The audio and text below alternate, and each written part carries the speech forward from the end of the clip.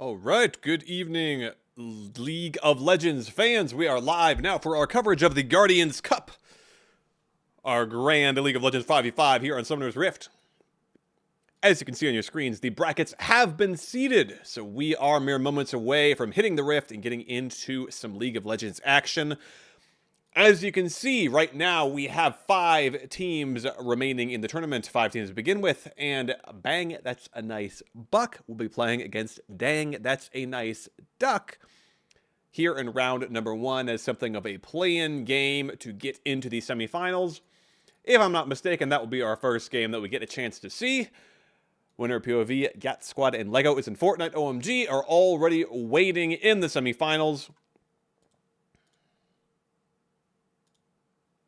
Yes, I've just been informed by our organizer Full Method that I should be receiving an invite shortly, which should mean that we'll be getting into draft. And with luck, we will not have the spectator draft issues that we've had the last 1 or 2 tournaments that have unfortunately been present. I think if I'm actually in the lobby, hopefully. League of Legends client, counting on you.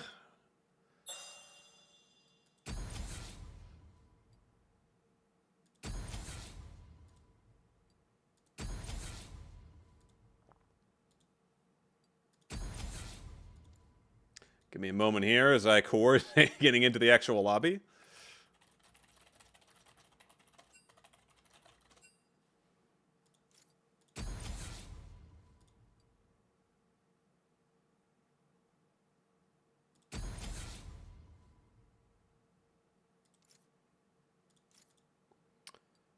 Do appreciate your patience as I am also running the broadcast here. All right, thank you to the players on these 2 teams for giving me room to actually get into the lobby.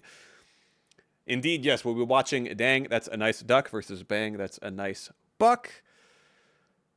It could be a bit confusing, but we'll see if I'm up to the challenge.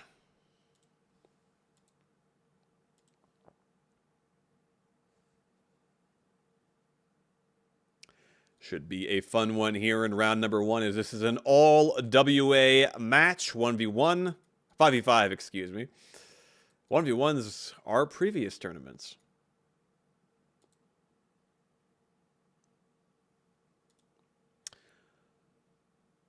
I'll wait to hear word down the pipeline here as far as when we will be getting started, but I'm currently in the lobby and we should have a draft going relatively soon. Do appreciate everyone's patience with that.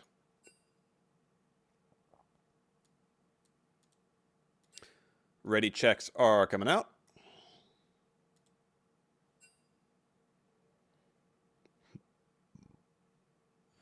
And we are into draft. All right, well, let's go.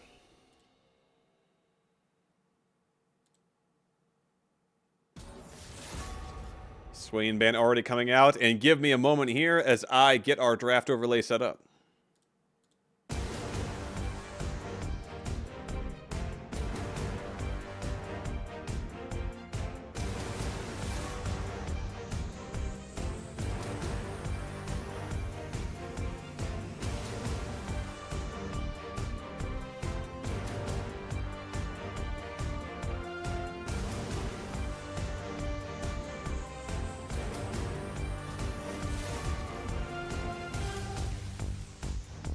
All right, so already a Swain ban coming out.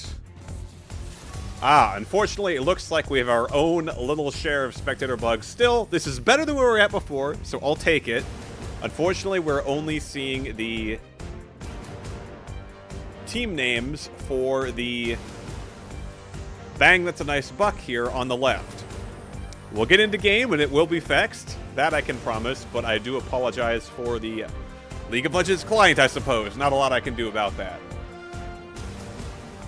We can, of course, understand some of the target bans here, and I'll introduce those to some of our fans. Of course, Steiner, a noted Poppy main. Conundrumir, a noted Jinx main. Swain, not a huge surprise to see that banned away. Ulfald is on the opposing team, Team Duck, as well as Scodalaro, both playing Swain. And Silas, an interesting ban as well. Of course, with the new items already hitting the Rift. There's a lot of adaptation, a lot of meta changes happening that our players will have to keep up with, and we will see if they're able to do that. Nautilus is going to be the first pick here. Now, I do believe the players are here in role order, so I think it should be Variable Sketch, aka Athballer, in the support role, but I'm not 100% certain on that. I think it would make sense, though. Nautilus locked in for Athballer in the support role, and Ashe the hover, and that is going to be locked in.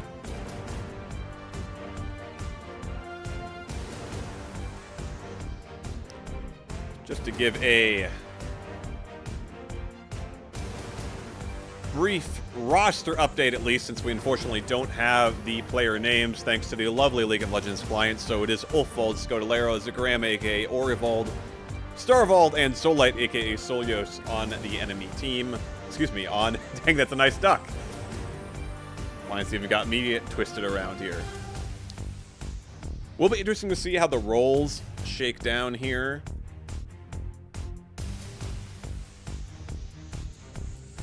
The expectation would probably be that we see Ulfold in the mid lane, Zagram most likely in the top lane, potentially Starvold in the AD carry role. We'll have to wait and see.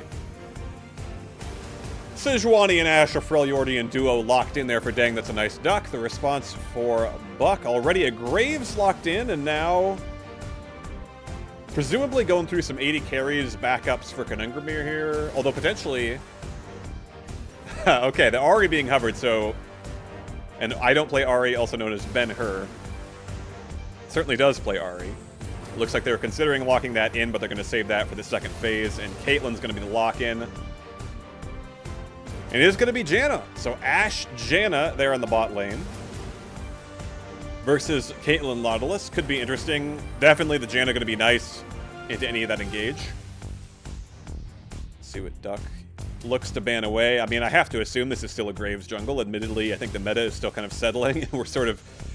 Yeah, we're not into preseason just yet, but I think for some people the rank grind is already over and they're already into the experimentation phase. Aatrox going to be the ban away, so looking to ban away some top laners. Potentially Aatrox still appearing in the mid lane, especially considering... Hey, these are the type of tournaments where anything can happen. Strange picks, non-meta picks are no surprise.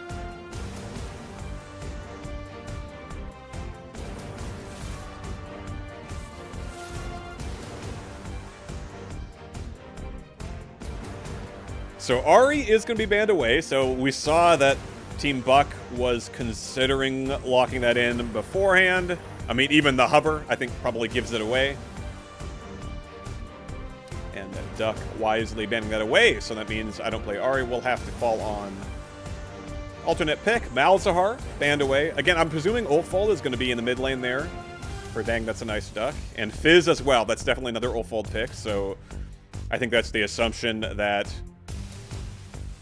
Team Buck is rolling with here.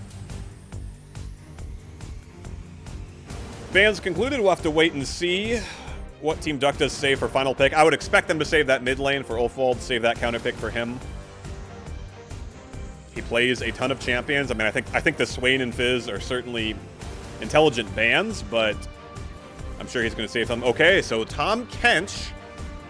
That's going to be for Zagram, also known as Orivald there in the top lane. Most definitely. So to me, I do wonder if this Sejuani is in the jungle for Scodalaro. That would be my guess. It's something that he does play from time to time.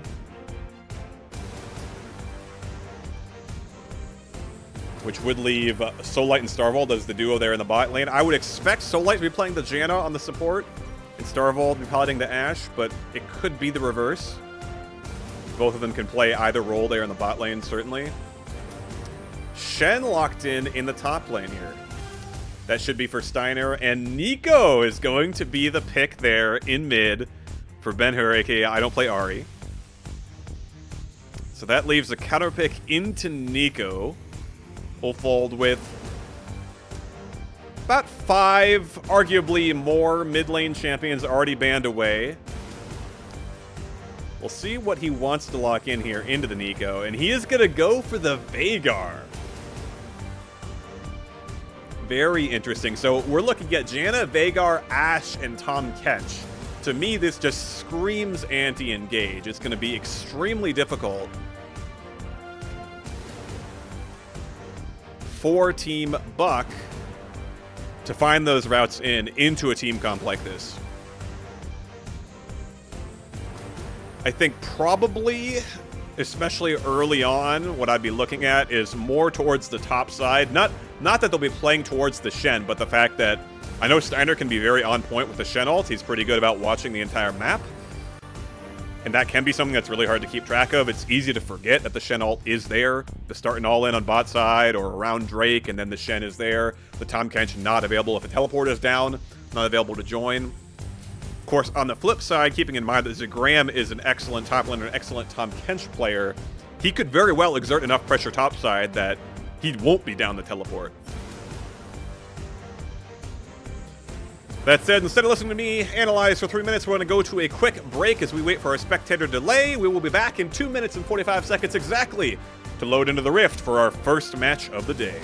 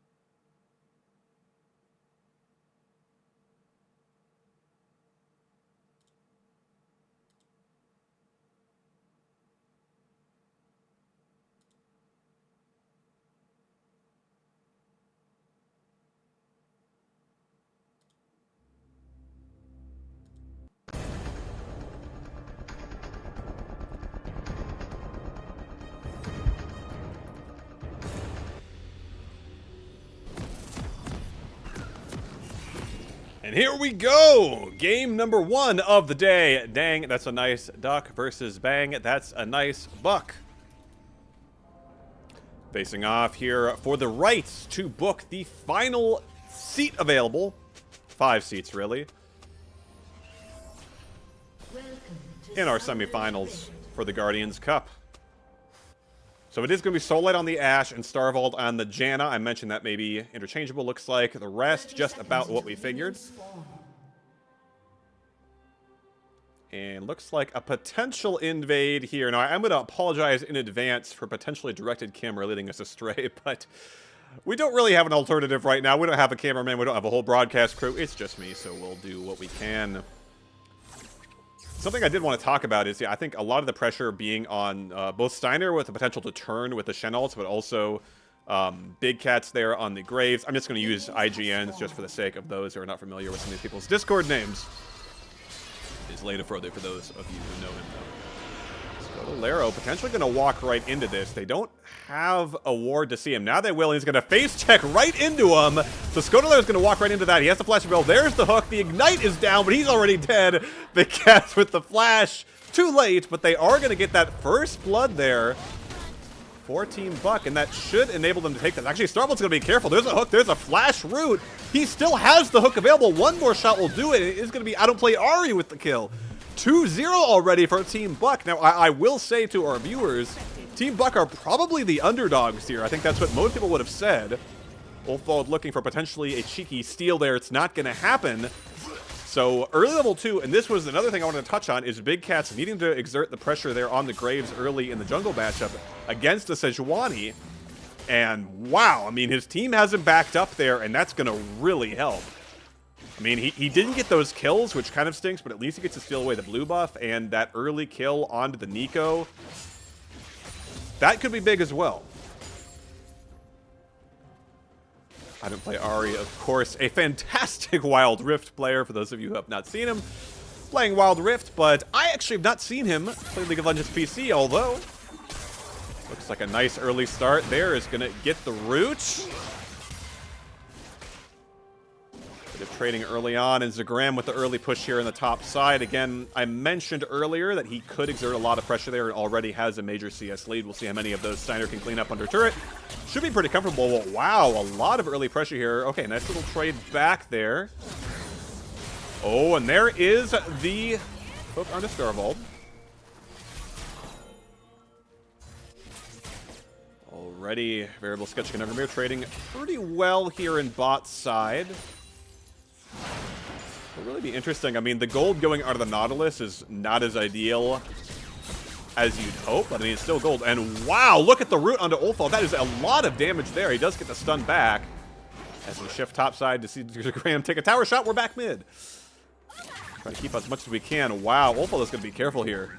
Very low. No ignite available for I don't play Ahri, but still kill pressure. I mean, he's got the flash.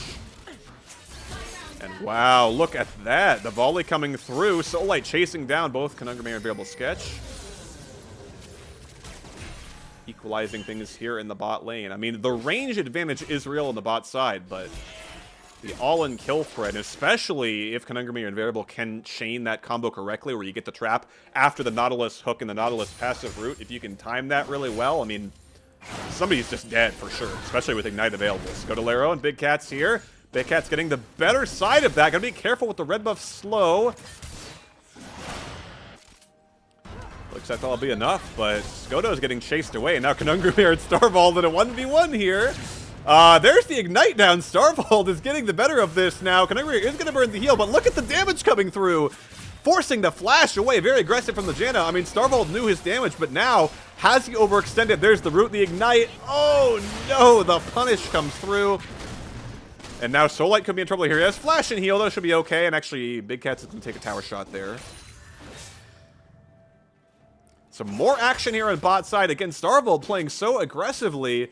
Nearly had the damage. One more auto would have done it, but it winds up dying and getting punished for it. And now Skodo looking. Meanwhile, top side, we have a taunt. We have Ignite. One or two more autos should do it. The shield isn't enough. Yes, Zagram is going to make it out. And now Soullight. Variable Sketch actually is in trouble here. Scodelario is there. He is dead. He is gone. And nicely done by Skoda to dodge away from the end of the line. And now Solite, oh no, Big Cats, this is going to be a double kill for the Sejuani. Duck is on the board, and now, I don't play Ahri though, is going to be stunned. Trying to find something, actually forced to flash away. Conundrumir, no flash available. I think potentially could follow there, but it'd be very risky. So as I expected, action all across the board. Hopefully our viewers are able to keep track of everything. I'm struggling myself, but 3-2 our kill score right now. Gold just about dead even. Certainly a bloodthirsty game, very bot side focused, although we did see Zagram very nearly falling, and this is key. Okay, so he does have to burn the teleport. Now I questioned, I said Zagram might exert enough pressure that he doesn't. That teleport is burned, and the Stand United available for Steiner. Ooh, back gonna be canceled though. Nicely done by Zagram, so it's going to buy some time. That Cloud Drake is going to be an option here.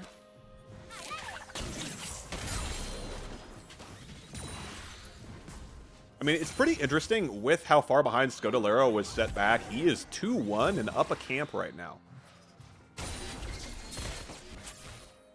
And as far as that bot side, it's hard to say what to make of it. 2 of those kills are on the Nautilus, which is not really what you want, but I mean, he can make use of the gold. It just kind of depends. I mean, he's going to be tankier. He's going to be able to engage, whereas before he might be more scared to get melted.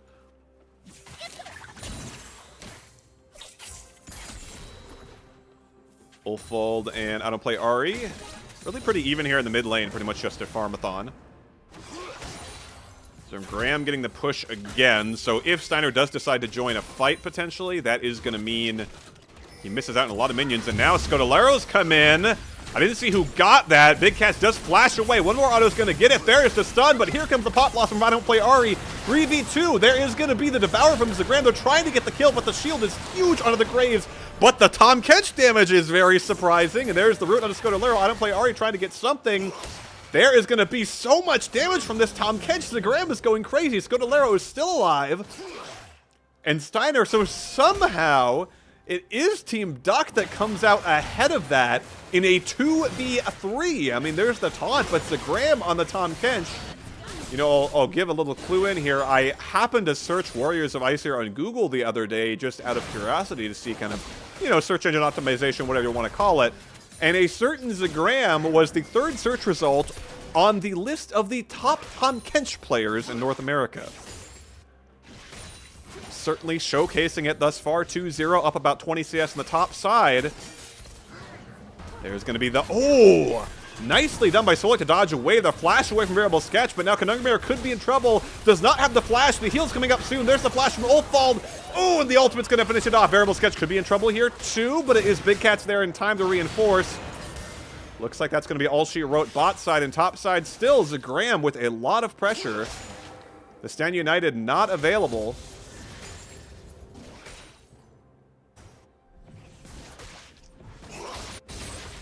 Looks like things have settled down for a few moments here as resets come through.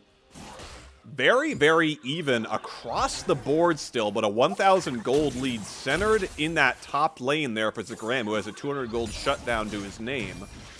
A bounty, rather. Shutdown potentially available for Team Buck if they can pick that one up. All right, nicely dodging the stun there.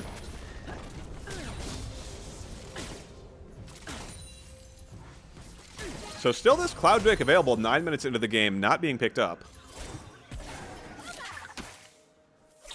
Rift Herald also an option, but these junglers have been content to just kind of skirmish within their jungles rather than take any serious objective focus.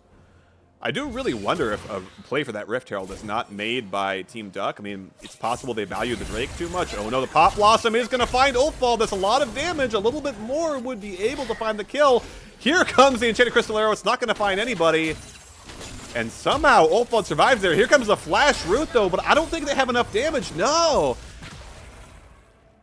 Collateral damage is there, but they aren't able to get the kill. So the Flash Burn by I don't play Ahri there, but just not enough damage. Oh, here we go though. Looking as Big Cats with Scodalero again gets away. Oh man, everybody is mid lane here. Scodalero walking straight up. There's the Ignite coming down. It might be enough damage.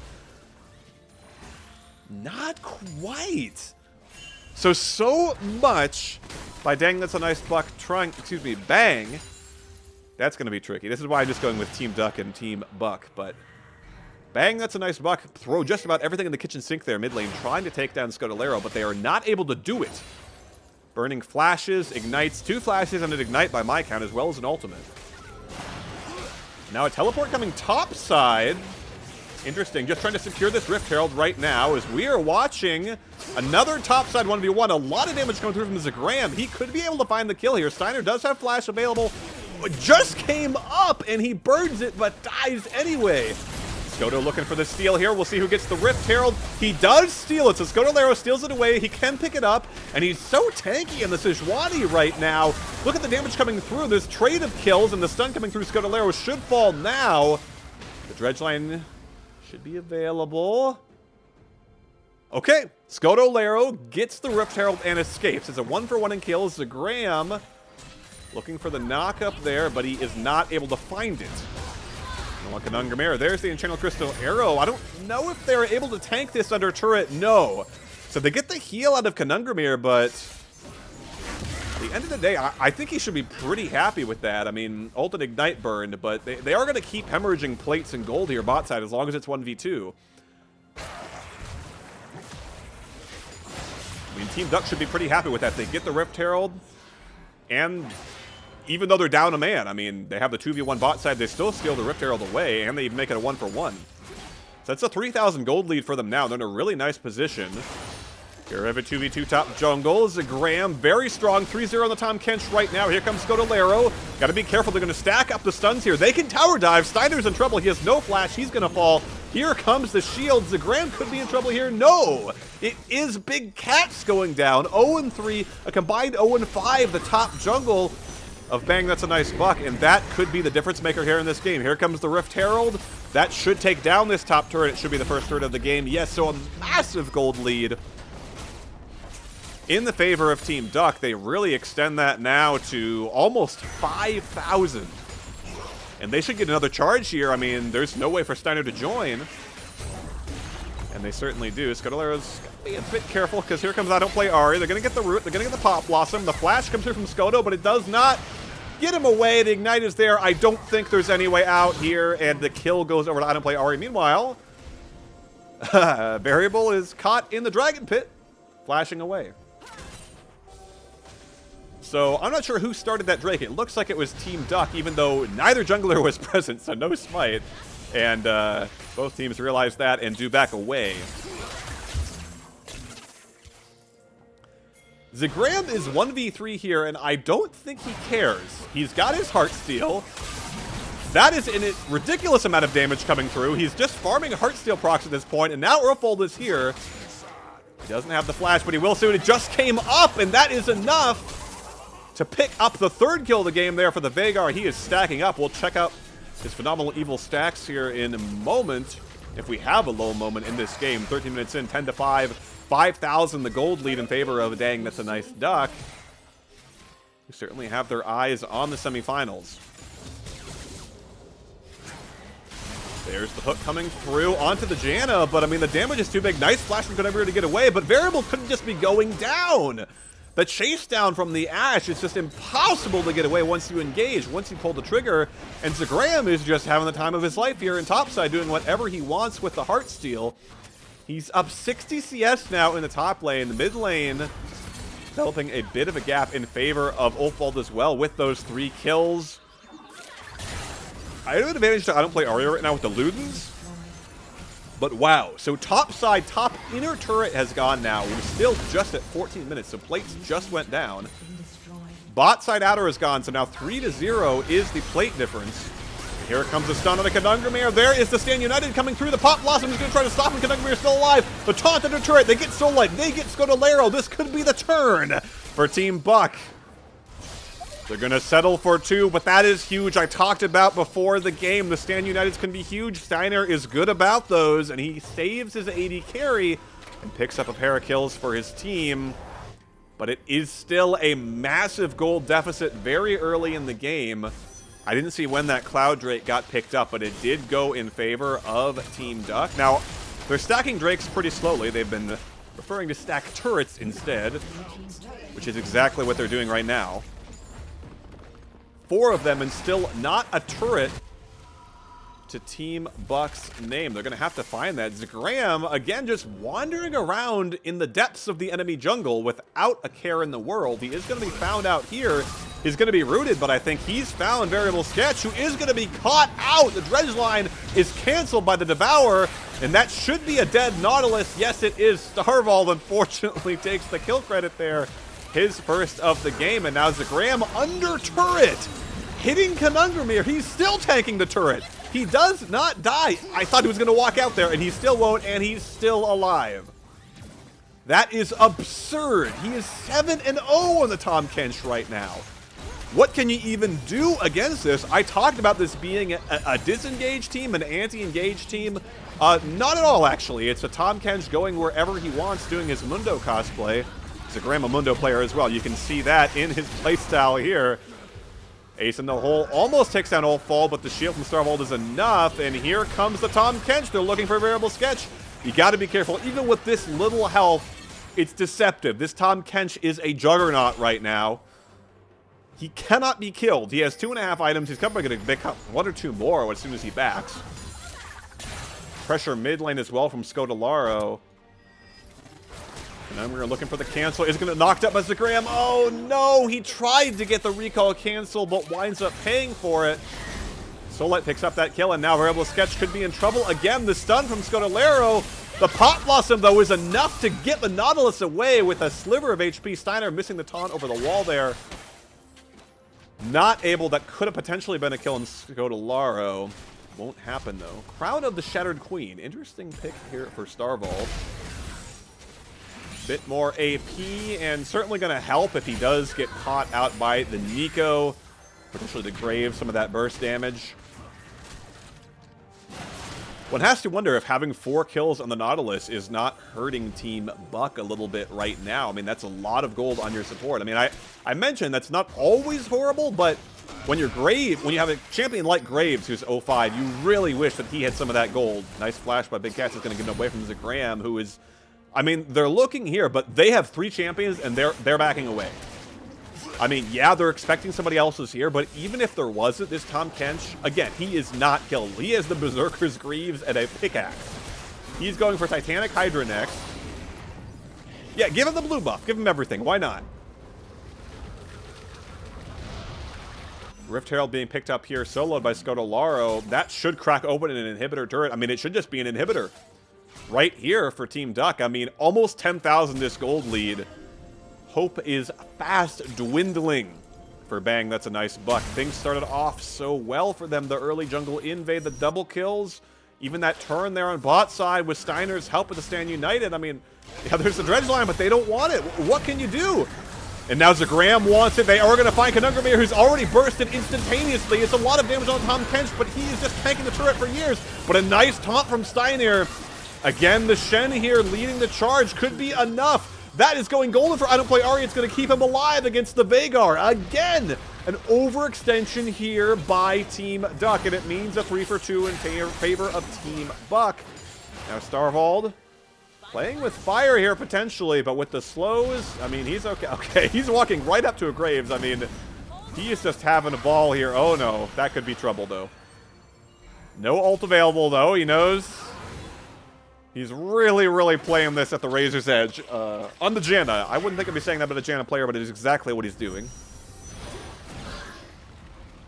Scodolaro and Starvold both. They don't want to give away this Drake. The shield is going to keep Starvold alive against the Ace in the hole, but he's very low. I mean, really got to be careful here, this Drake.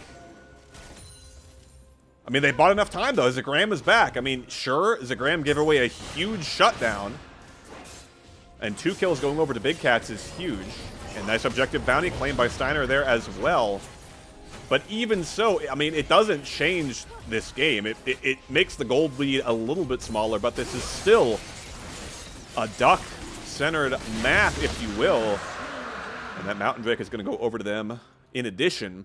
I mean, Zagram is just so powerful. Yeah, I mean, I guarantee there's going to be pings coming down on the Baron at 20 minutes, because what can you do? I mean, Zagram, Scodolaro, how are you going to take this down? You've got a Caitlyn with 1 item, a Storm Razor. You've got a Graves with Eclipse. Who exactly is killing this front line? I mean, who is even getting them to half HP? The only reason they're even getting these shutdowns is because Zagram is diving into a turret against 4 people and getting taunted and not able to press his E. So, yeah, 20 minutes to take over. There's the Baron. I mean, Big Cat's, I mean, he's got the collateral damage, but what can you do here? I mean, it looks like Team Buck is maybe, they've suspected this, they've sniffed it out, but I mean, even if they have, what can they really do? Oh no, I can't Chant Crystal Arrow, nope. Oh, and there is the collateral damage getting Big Cats away, and now the root onto Starvold, but Variable Sketch has nobody with him, there's no follow-up, and now Scudolero is here. He could potentially be cut out, but he is almost as tanky as the Tahm Kench. Flash is going to get him away. Looking for the stun is Steiner, does not have the flash. Flash Pop Blossom, oh, just out of range. Looking for the root as I don't play Art, and it's not there. They tried to find the punish, and now, oh no, it's turned again. So much damage coming through the heal from Kanungamir. Zagram is on the chase. The Ashe is helping out so much, and melted is the Nautilus. Another kill going over to Team Duck. 19-9 now, 10,000. Once again, this gold lead for them, and they're marching straight down mid lane. They have a Rift Herald, they have a Baron buff. They have the power of the Void on their side, and they could be certainly cracking an inhibitor. Oh no, once again, Kanungamir going down. The Stand United is there, but the damage is too much. Scudolero has the Aftershock. Big Cat's trying to turn this, but the shield is big. The gusts are blowing from Starvold. The heal is there. The Rift Herald maybe getting one more charge. The root maybe. The Dredge line not there. Are they just trying to end the game? Certainly taking another inhibitor. They've almost got this turret. This is not a tanky Nautilus. Oh no, I mean, Zagram is marched under turret though. The Dredge line though is gonna turn things, and he is gonna go down. I don't think Team Duck even cares though. They're gonna grab the portals just in time. Trying to interrupt them were Team Buck. So at the end of the day, once again, Zagram lays down his life in exchange for a pair of inhibitors. So at the end of the day, the gold lead balloons further to about 11.5K. I mean, I'm just going to say it is insurmountable at this point. I don't see any reality where Bang That's a Nice Buck can bring this one back. They do have the one turret. They've shown an ability that if overextensions come through from Team Duck, and they frequently do, the turn is available. The turn is a possibility. You've got a Shen with a taunt. You've got the Nautilus. You can punish with the help of your turrets. Maybe there's enough damage to turn this, but I mean, no matter how aggressively Team Duck plays, things just turn out perfect for them. They're just too strong. 6-2 now the Veigar, 7-2 the Tahm Kench. They're way too strong, and I mean, they have all the time in the world. I mean, sure, if the Super Minions are coming in, that's going to be some nice gold in pockets of Team Buck, but is it going to be enough? I mean, this Baron buff still for quite a while. Here comes the taunt there. I mean, they're just looking at the turret. They don't even care. They just want the turret. Who cares? Scudolero's in the back line, 1v4, nearly killing the Nico. Here comes the Grandma. Once again, a knock-up on the Kanungamir. The damage is huge. Again, the Stand United comes through. Again, the shield is not enough. Big Cat's flashing away. The turret doing its best to protect this Graves, but he is stunned. Now the Pop Blossom turn is there, and again, Zagram has overextended. I'm sure he's laughing about it because it just does not matter in the end.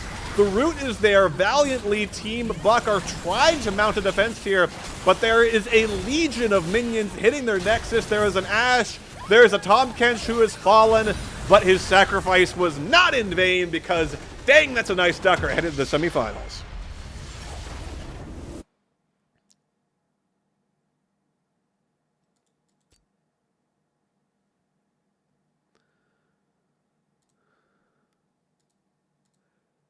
All right, with that, we have our semifinals set. You should see that up on your screens. Dang, that's a nice Duck with an exciting victory here against Bang. That's a nice Buck. Well, the one thing I will say, unfortunately, the WA homer in me regrets seeing one of our TWA teams fall, but luck of the draw, it had to happen, and at least now I won't be getting confused by two teams with a near identical name. It is just the Ducks who have triumphed here.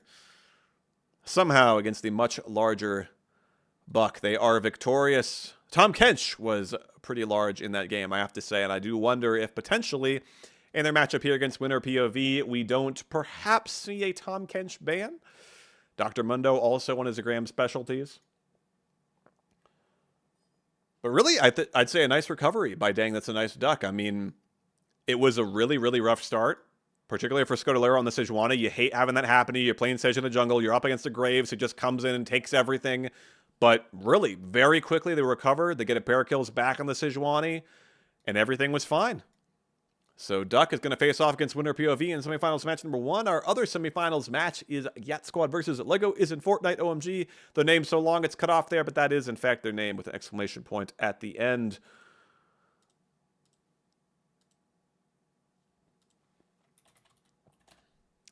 And I do believe I'm being joined by a co-caster. So Steiner, the Shen we were talking up in the previous game. Welcome, Steiner. Welcome to the Casters booth. Once player, now turned caster. Anything to say after that last game? Well, you know, I was trying to speed run it to the caster's desk, so it was all well planned. I see. It was hunting season for the Bucks. I like that in the chat. Yes. All planned. All right. All worked out perfectly. Well, currently I'm seeing hopefully some lobbies being made, but we may have a few minutes break here. Well, if you're winner POV, and let's just say potentially that you were tuned into the stream, maybe they were, hopefully they were, anything you learned from that game that you would take into the draft here against Dang That's a Nice Duck? Do you ban away the Tahm Kench? Do you change anything? Ban TK. I didn't think it'd be a problem, and it wasn't like I expected to be behind in lane on Shen against TK. That's just how that lane goes. But he got early kills and it became unplayable, so probably just ban the Kench. I mean, he probably locks in Mundo or something if you ban Kench. But I feel like if you ban, I don't know. At least with Mundo, he doesn't. I mean, the Abyssal Voyages, I feel like, were huge. He was constantly getting into the backline with that. At least with Mundo, he has to walk there. Right. And I mean, what is Kate? What does any immobile AD carry do against that, really? Yeah. They just walk further back and get out of range of everybody. It is what it is, you know. At least Mundo, like you said, you can't really stop him from walking at you, but he at least walks at you. Yeah, you have time to walk away while he is walking towards you. Yeah. I will say it. Now, I said this on broadcast, but if you Google Warriors of Aesir, one of the top 3 results, at least for me, maybe Google is, you know, tailoring it to my search results or whatever, but 2 of like the top 4 results are top Tahm Kench players in North America and top Dr. Mundo players in North America. Both of them, Zagram, on the leaderboards. What are you talking about? If you Google Warriors of Aesir. Yes. Oh, sorry. I think I probably what I did is I Googled W Aesir, our clan hashtag in the game. Oh. I think that's probably what I did. And that brought up a certain Zagram on the top 50 NA leaderboards for both Tahm Kench and Dr. Mundo. We're being told in chat by Zagram that he will play Malphite if Tahm is banned. Well, that is some backline access that is unstoppable, quite literally. Yeah. Except if Camille ults you, surprisingly enough. Oh. You can't break free of Camille. The counter potentially available. It is a very strange counter. I feel like it shouldn't work that way. Maybe, maybe not. Well, currently a lobby has been made. Some of the players are wandering in here, so it should just be a few minutes before we get into game. I do believe we are watching, now I'm not sure if the players have been informed as such. Usually what we try to do is get both semifinals matches streamed as well as the finals, so we should be watching Yat Squad versus Lego is in Fortnite OMG. If I am not mistaken, that is going to be what we're going to tune into next. That said, until we have a draft ready, we're going to go on a quick break here. We should be back in just a few minutes with some more League of Legends action, so do not close that browser tab. The Guardians Cup will be right back.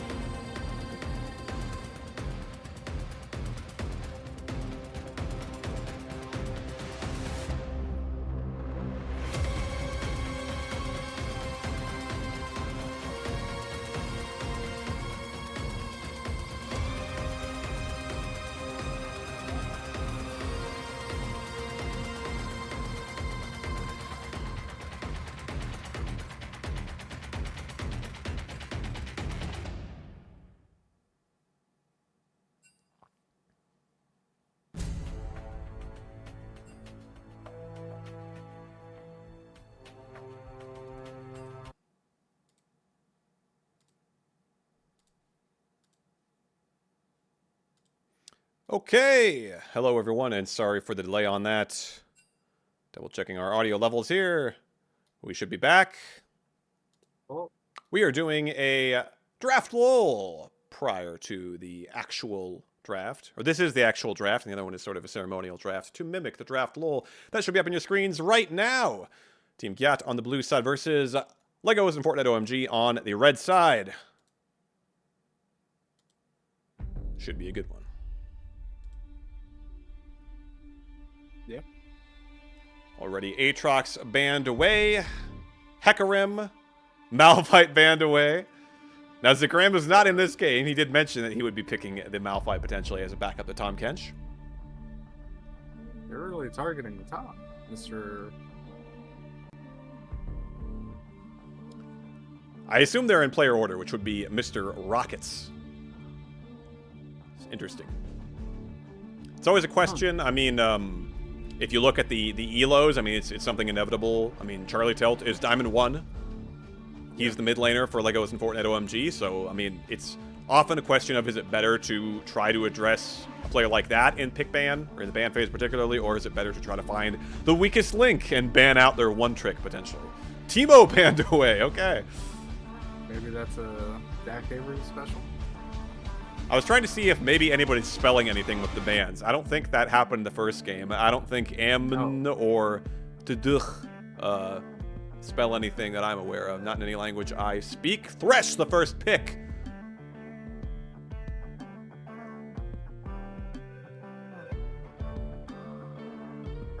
And the Xayah going to be locked in. Okay. It's potential to dodge away from a Thresh hook, perhaps.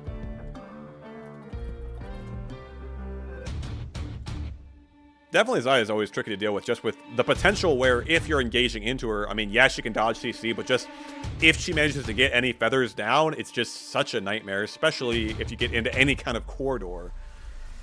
Yeah. Well, they also picked the Lovers Duet. Ah, the Which is Xayah really Rakan. Pretty good into MF, I feel. Rakan, like, always has easy backline access to cancel and put MF on her.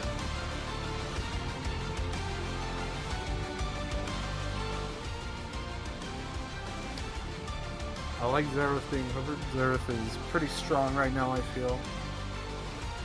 Looks Has like a it's going to be lot locked of in. Ooh, and the Kayn. Okay. So both bot lanes locked in, but we're going to be trading a mid laner for a jungler. So some mid lane bans. Yep, there's the Akshan coming through. Probably another one as well. Uh-oh, a Poppy ban. How do you feel? It is cringe. Every game Poppy ban so far. Pick ban player, pick ban champ. Even in games you're not in, your presence is such that you exert this influence over the entire tournament. Zagram was scared of Poppy. You know, it is what it is. It is what it is. An Urgot ban, okay. They I mean, really crunched top. Look at that. 4 bans to top. Hey, we could time travel back to 2017 or so, where the Urgot Aatrox mid lane meta. You never know. Well, Urgot Aatrox top lane, only 2 champions that exist. What is that, 2020? 2021? That was it was before that, because I'm pretty sure it wasn't when Invictus Gaming won Worlds. So I'm pretty sure it was 2018, I think is when that was. I could have been misremembering. I should know as somebody who hosts a League of Legends trivia show, but I don't. Rel locked in. Rel jungle is so strong, man. Yeah, pro players complaining about how much power she has on Q Smite. It's ridiculous. Definitely feels really hard to play against. I mean, there's a lot of champions with that kind of CC that you can flash away from or just get away from. I mean, yeah, you can flash away from Rel, but maybe I'm a boomer, but it feels almost guaranteed if the Rel player has hands, let's just say. Yeah. I like Vigar into Rakan Rel. I think that's a pretty smart pickup for anti-engage. I think he also goes pretty well into Xerath. Like, they just farm it out as long as Vigar can dodge a few Qs. Veigar, Garen, and Kayn. Interesting. Oh. So Garen in the top lane, and the counter pick saved for top by Lego is in Fortnite OMG, presumably for Rockets. Rocket. Oh, your Shen coming out again? Yes, locked in. All right. I like Shen into Garen a lot. I feel like Garen will do that thing where he just has so much power in the side lane, obviously, but the one thing I would say for Legos in Fortnite is that they don't have a lot of damage. They have a lot of lockdown for Xerath hitting spells easily, which is very nice, but I feel like if Xayah doesn't go too crazy or gets dove on by Kayn, it could be not looking good. But I mean, that's why you got the Shen for the dive. Yeah, I mean, I don't know. I guess Xerath. I mean, this feels nice to play Xerath with. I feel like just because you've got Rel, Right. Shen, Rakan, and I mean, this whole team comp is just saying, yeah, go ahead, try, jump under Xerath, yeah, see what happens. Yeah. I do agree. I think this Xerath is looking good, and that is their diamond player that on the mid lane. Ooh. Piloting the Xerath, so if he has that peel, I'm expecting him to be able to dish out a lot of damage. All the eggs in the Xerath basket, of course. Draft on your screen now is the copy draft, the mimic draft. But we can pretend to be surprised. Oh my god, Hecarim back. That's crazy.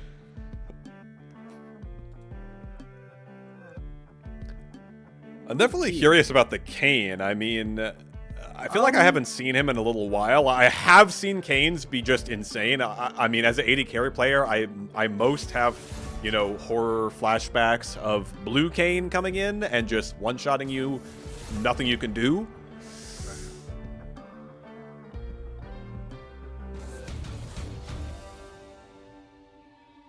I always like the combination of Kayn and somebody who's strong in the side lane, by the way. It always feels like you can just have Kayn hover 2 lanes at once at all times because he has that wall run, which is like, it's crazy. It just allows him to basically get to any lane, like, well, get to either side of the lane, either side of the jungle he's playing in. Makes sense. I mean, I'm curious definitely how he can impact mid or potentially top. I mean, you just piloted the Shen. If you're playing Shen into Garen and Kayn, I mean, how would you feel about that? I don't know. You catch the waves, you play some ping pong, you hope your R's are good. That is how I would play it. I think you can actually kind of win early against the Garen if you get a few good Twilight Shrouds. If you get a few good W's off, I feel like Shen can win it against Garen in lane, especially if he goes Ignite, which Shen should be doing. I see a lot of Shens going TP. That is always the wrong choice. Spirit's Refuge is W. Spirit's Refuge. I had to check. Gotcha. If you can keep your spirit safe, it's the might of Demacia. I mean, does everyone on Garen just go damage now? I feel like no, but every time I play against a Garen, it's these Gale forcing into the back line with crit or something. Yeah, I think I see a lot of... If you don't see Gale Force, you see Stride Breaker into, like, Phantom Dancer, stuff like this. Very fast Beyblade. Let it fucking rip.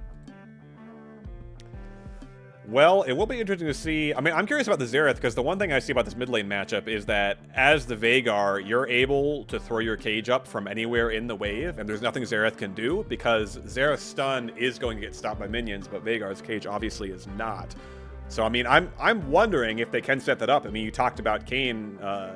He is going to be able to kind of hover multiple lanes. I mean, I'm curious if they can make anything happen mid lane. I mean, I guess Xerath can just sit under turret, but a lot of times as Xerath, you kind of push the wave just because of how much wave players you've got.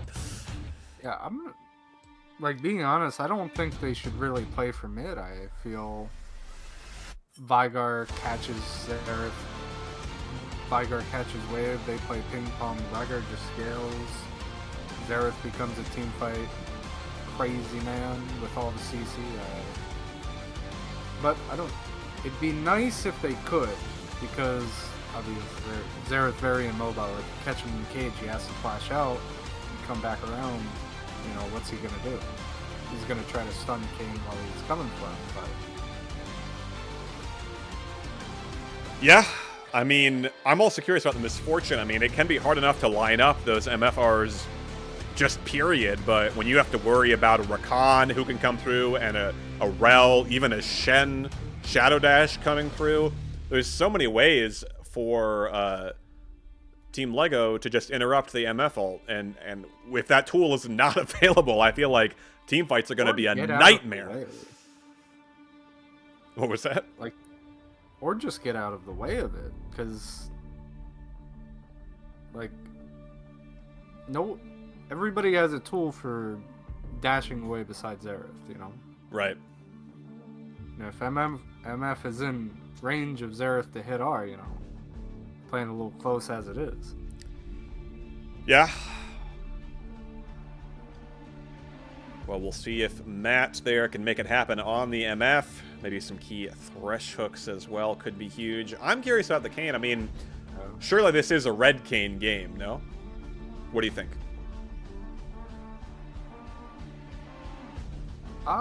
Red King for sure, but yeah, it's Red King for sure, I think. One would expect. Well, we've got about a minute before we load into the game. We're going to take a very quick break and be right back once we've hit the rift.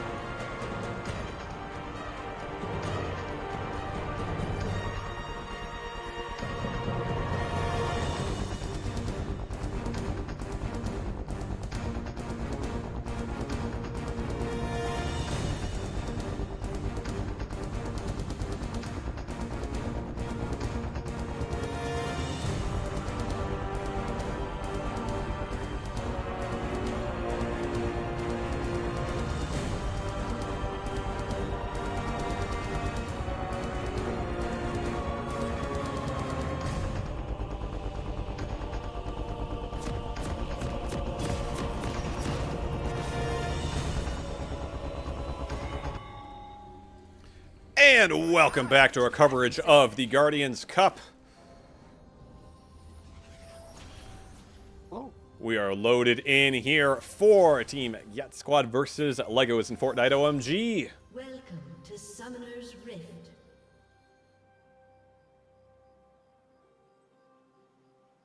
It was asked if 30 seconds Melon until and minions Mint-Selling spawn. Man there had matching skins in the bot lane. I do believe they do, yes. Very important synergy, and potentially an invade here, which... I mean, Xanders could be walking into trouble here. We saw this last game with Scodolaro. Maybe they've suspected something. Just being vigilant.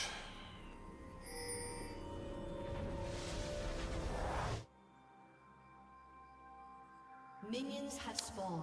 A trip to the finals, which will be a best of 3, is on the line for these two teams. This match, of course, a best of 1. It's all about this one game.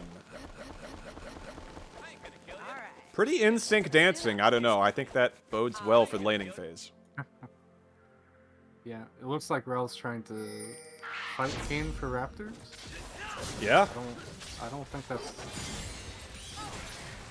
Well, guess it's gonna... Xander's in a 1v2. There's the smite. Bit of a heal coming through for Xanders, and now the support is here for the Rel, looking for the turn. So much damage, though. The Flash, Reaping Slash, is going to get the first blood there for Yeet on the Kayn. Wow. Really interesting. I don't think you can like continue doing that after Veigar says, okay, I'm gonna stack, or I'm going to sack my first wave to make sure this doesn't happen. Very interesting. It is not a matching skin. You're right. I mean, they almost match. They don't actually match, but the color scheme is similar.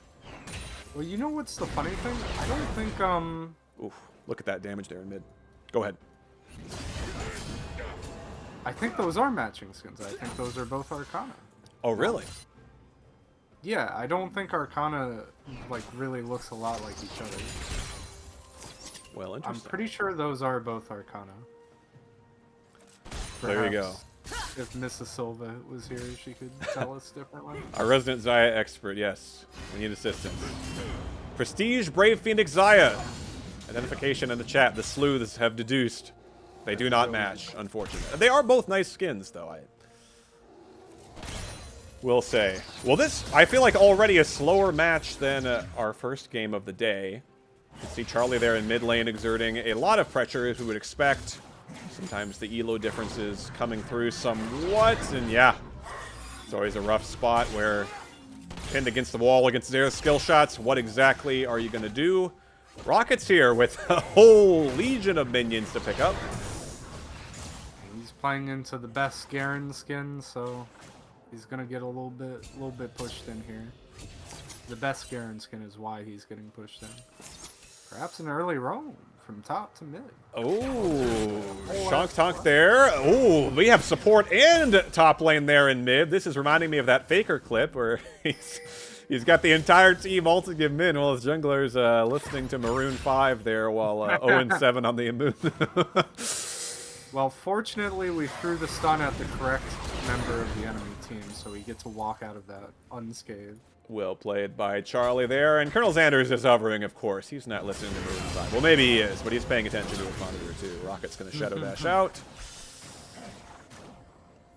Some CS differences beginning to develop there in mid lane and bot lane in favor of each team, respectively. Now, Charlie Tilt taking a lot of damage, does the flash. Just going to throw out that shocking orb, and he is fine, although beginning to burn through a fair bit of mana. Sure, he does have the passive, but be a bit careful. Kane getting his orb, you know. He might be going for blue, you know. So Graham did say in chat, blue potentially, and now here he comes bot. There's the flash play, and there comes the hook. That's going to find Minceling Man, but look at the dash range with the Lovers Duo. That really stinks. Even Matt Mix-a-Lot flash. That was 2 flashes burned by Team Yacht. Now topside Rockets. Ignite goes down to the Avery, who is going to burn flash and be fine. So that's now 3 flashes burned across the board by Team Yacht to get nothing. Just an Ignite from the Shen. Now the return. Surely they can't give this. No, the stun is there. No Ignite now, and Avery has no way out. The quick return gank. I mean, it was like 5 seconds later. And they get it. The payoff. Yeah, he went to go drop a ward, got a little curious. The Garen, known to be the investigative type. Gotta find out who the murderer was after all. Yes. Well, it was Team Lego that were the murderers here. And CS about even, so I mean, Steiner, you mentioned potentially, you know, the Garen, the Kayn being a problem there topside, but thus far, Rockets and Xanders are making their presence known. Counteracting that pretty well. They are still in a 500 gold deficit right now. That's mostly centered on a bot lane where the CS lead is ballooned to about 20. Yeah, like I was saying, I'd worry about it more like later on as the game goes. You see, I believe that's Strikebreaker being made already by Garen? Could be, I mean, it could just be the Zerker's no, Greaves, honestly. Yeah. Doesn't have the Ornn luxury where you can answer us right away. What is he building? He has to go all the way back home. Mountain Drake, our first strike of the game, is available, is pinged out by the teams, and should be fairly easy for the squad to pick up, considering that bot lane valley that is continuing to increase. And now caught out could be Yeet. Charlie Tilt is here. Level 6 for the Xerath is available. Yeet could be in trouble. The Raptors are still a target. Now they're not. They're turning onto Xanders. The smite comes down. There is the shield from the Shen. Yeet trying to get away. Already burned the flash. And here comes the Xerath ult. Is he true with the right of the arcane? No, he gets canceled out. Oh no, once again, support coming mid, and that's going to stop Charlie from taking down the Kayn, although he is going to be... Okay, no. He's doomed. There comes the flash from Xanders. That's going to pick up the kill for the Rel, and now this could be trouble for the Garen. Xanders, though, backing away, still doesn't have level 6. And Dak Avery is going to get out. So at the end of the day, just a single kill somehow, but a lot of action all around that mid-top jungle. They needed to use Rel Flash to get it even, which is a pretty big resource, even though he has Hex Flash. I wonder... Probably didn't see it, but Xerath needed to ghost mid lane just to survive around Thresh and Veigar for a little bit. Yeah, I mean, this is crazy because, you know, Matt Mix-a-Lot and Chunkdunk are ahead. I mean, the CS lead has decreased now. It's only 10, but they're ahead bot, and the Thresh has been mid so much. I mean... Oh no! Oh! And that is going to be the kill. Ooh. Charlie picking up his first of the game. He's up almost 30 CS and now a kill as well. The Xerath feeling good. Even has the Dark Seal. Ignite topside though. Here comes Xanders again. The Garen still has no flash and has no way out. Nobody is even close here. The Crashdown's not going to find him. He is just wasting as much time as he can. Not really. Okay. And he starts the recall. Hex Flash is there. There is going to be the stun. There's going to be the Shadow Dash. Shadow Assault, and that is going to be the kill going over to Rockets.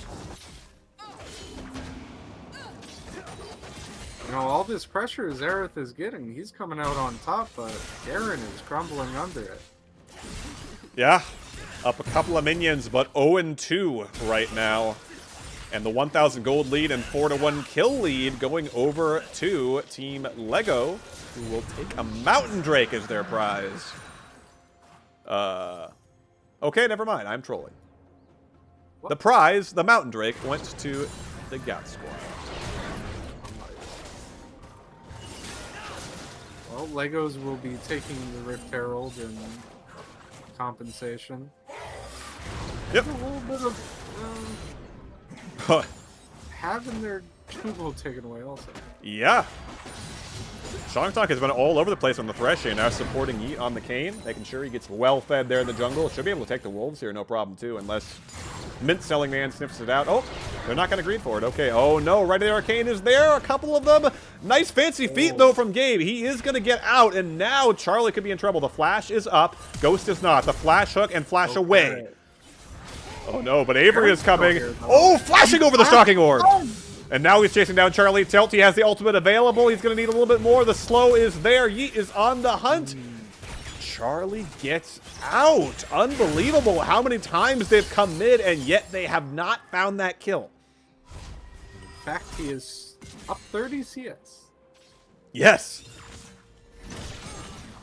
I mean, we talked about, you know, this is the high elo player. This is the star of this Lego is in Fortnite OMG team. He's kind of showing it right now, but hey, topside looking really good too. You mentioned that, center. I mean, the Garen is having a rough time here. Sure, he's up a few minions still, but I mean, yeah, Grassback's getting farmed. Rockets, I think he's pretty comfortable right now, and Xanders has been helping him out.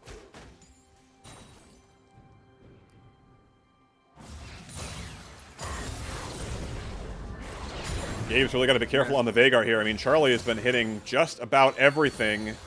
Did a nice job. Not only that, Charlie needs 2 spells to clear the way right now. Yeah. It is...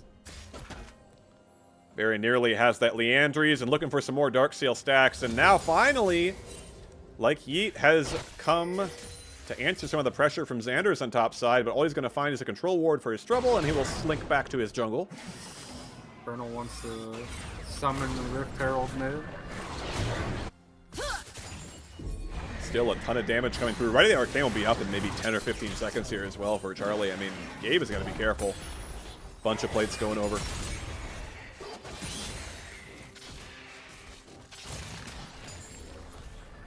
still look at the pressure. If he hits, yeah, wow.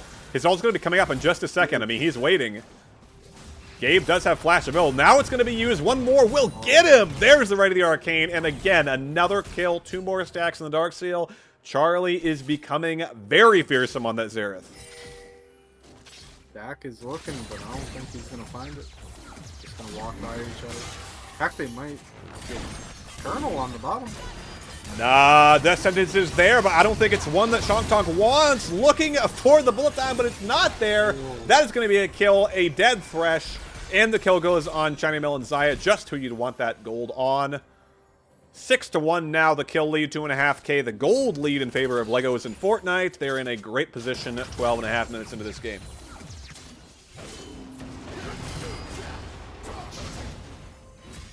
Tower dive, they're gonna see it coming a mile away though. Still looking, ult available for both junglers. A bit of damage onto Colonel Xanders, who is just gonna leave, and now here comes the Umbral Trespass. Kayn, like he is gonna get 1 kill, the red Kayn, the exhaust is there. Here comes the Feather Storm, and Shiny Melon's trying to get away. All summoners burn, the flash burned. That is everything gone for the bot lane of Legos and Fortnite OMG. They lose their jungler, but at least the Lovers duo does survive. The entire time Xerath is forcing Viger out of lane.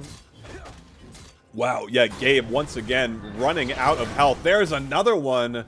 And again, right to the Arcane. I mean, maybe 20, 25 seconds away on that. I mean, you just can't even farm under turret because the range is absurd. And Charlie's been playing it so well, even with everybody. I mean, it seems like every single player has been to his lane at least 3 or 4 times, and he's yet to die.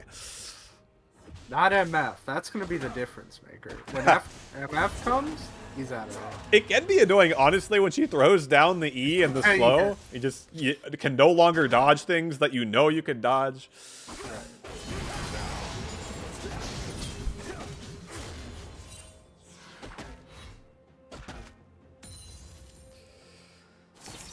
Things settling down once again as resets come through, but a lot of turret plates missing as plates themselves do disappear. Besides the tower dive bot, there hasn't been that much pressure. Very even CS. Looks like we're getting some action now, though. Like he is looking. Still needs some orbs. Caller, okay. Not too much.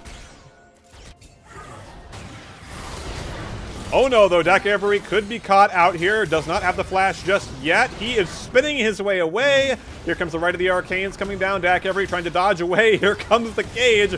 The Garen is going to fall. There's just too many of them. That Xerath buff, it's crazy. There's too many blasts to dodge. Dak Avery has his 3rd death of the game, and the 3rd kill of the game for that newly Liandry's tormented Charlie Tilt. That Liandry is tormented.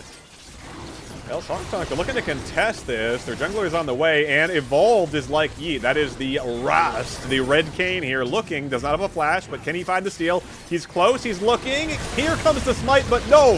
Xander's smite is true, and now the turn comes through. The charm is there. The quickness from Minceling Man. That's already a kill onto the Thresh, but the Xayah is gone.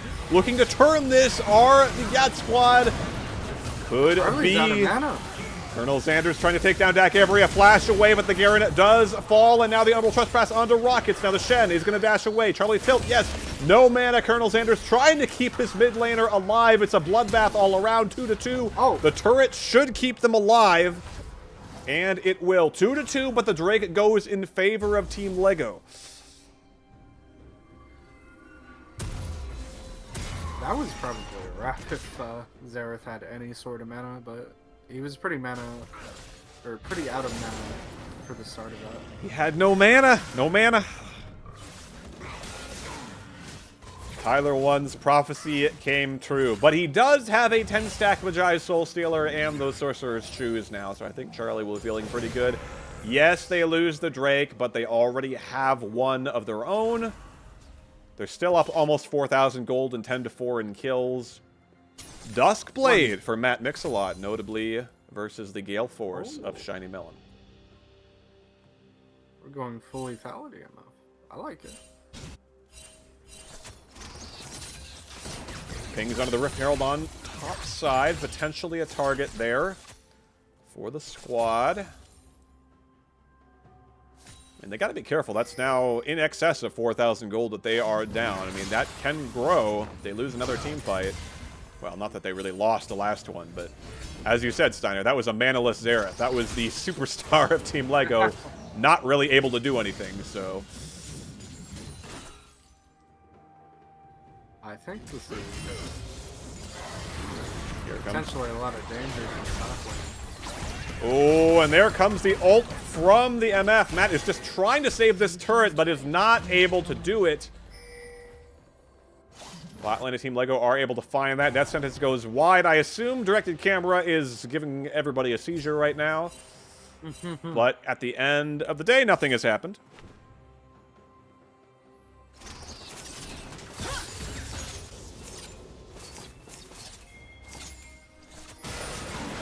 Now some pings on the bot side. Xander's with the Hex Flash over. Meanwhile, it is going to be Yeet and Shunkdunk there on the top side with the help of Dak Avery. Picking up a Rift Herald for themselves. I assume they'd throw that top. What do you say? I think busting mid better would be a lot smarter. I think Garen and Shen ping pong like they have for like as long as they can would just be fantastic for Shen. Well, looks like they are content to continue that game of ping pong as the reset's coming through here.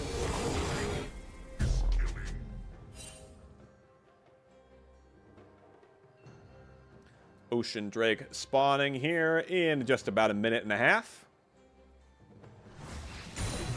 So will be that Ocean Rift on the day.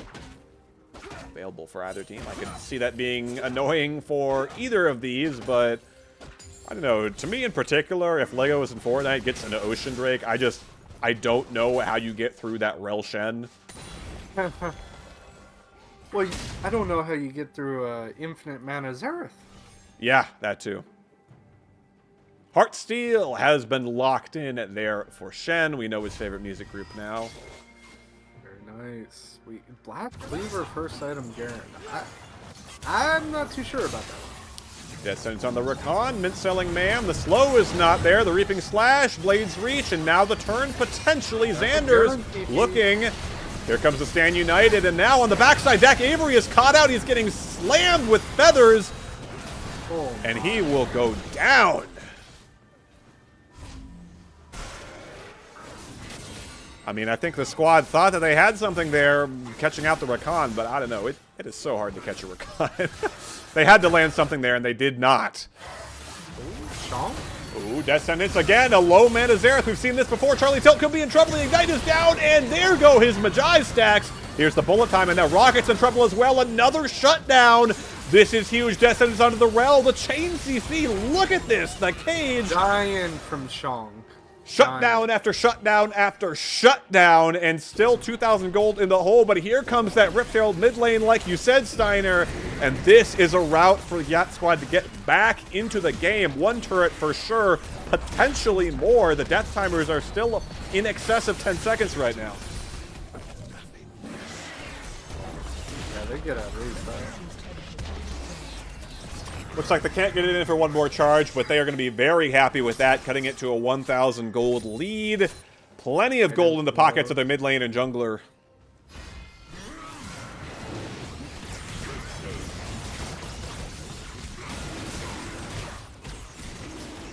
Let's see if I can figure out which team is taking the Drake. It is, in fact, the Yacht Squad taking this one. Uh-oh, right to the arcade. Oh, no! What? You can't let that happen. He didn't have a smite? He didn't have smite, bro. Oh no, you hate, you know, I feel for Yeet. I mean, I don't know who called for taking the Drake right now, but Charlie is mad. He is mad. He is not happy about that death. He wants the Drake, he wants the Thresh. Now look who has no mana, the Thresh, and here comes the quickness. It's gonna be stopped, but the bullet time turn is massive. I wasn't sure if he'd be able to find, I talked about it can be difficult with the ways to interrupt it, but that is huge. The Veigar, the MF, they lock him down, they stop the Rakan. I mean, Lego is in Fortnite, you gotta be a little scared right now. I mean, Charlie, nice steal on the Drake, but these team fights are not going their way. I think Rakan's getting a little too hypey in some of these. I have Still known happen. I've known many a Rakan to do that. In fact, I have known virtually every Rakan to do that. Exactly. It's known to happen. I think if Rakan just plays these teams fight slower, they bulldoze. Or if he goes in with Realm. The 'Cause Veigar then cage you makes can it go so hard. I mean, it stopped almost everybody these last couple of skirmishes. They just can't get through. I mean, Gabe had a rough time in lane, but he's 4-2 to his credit. He's got the crown now. It's going to be hard to one-shot him for sure. And, I mean, these cages, they've been huge, especially in these jungle fights. So you just throw down a cage in a jungle corridor. How did the Rel Shen Rakan get in? There's no way in. True. I was saying it in draft. Veigar looks really juicy here with all the engage drafted on Legos in Fortnite. Veigar, the pick of the day in game number 1 and now game number 2 showing up. Definitely Charlie, all the eggs in that Xerath basket right now. I mean, he's out of Magi stacks. He's been playing great. But can he play well enough? I mean, does he have any more miracles in his pocket here? Not that they need one, but... Ooh, nicely done. Dodging the death sentence. The ghost gotten out of him though. Uh-oh, here comes Rakan again, and now... Once again, too hypey.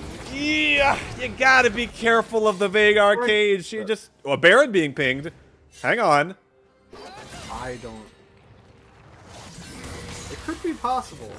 Death sentence onto Xander, looking for the Veigar stun, not going to find anybody. Charlie is firing away. The bullet time is going to find the Rel, and that is a dead Rel. But Shiny Melon has found a misfortune and is going to win this. But no, the turn is there. The reinforcements from the squad. Yeet over the side. Does he have the Blades reach? Nicely dodged out with the Featherstorm. But now, caught out is Charlie, forced to flash away.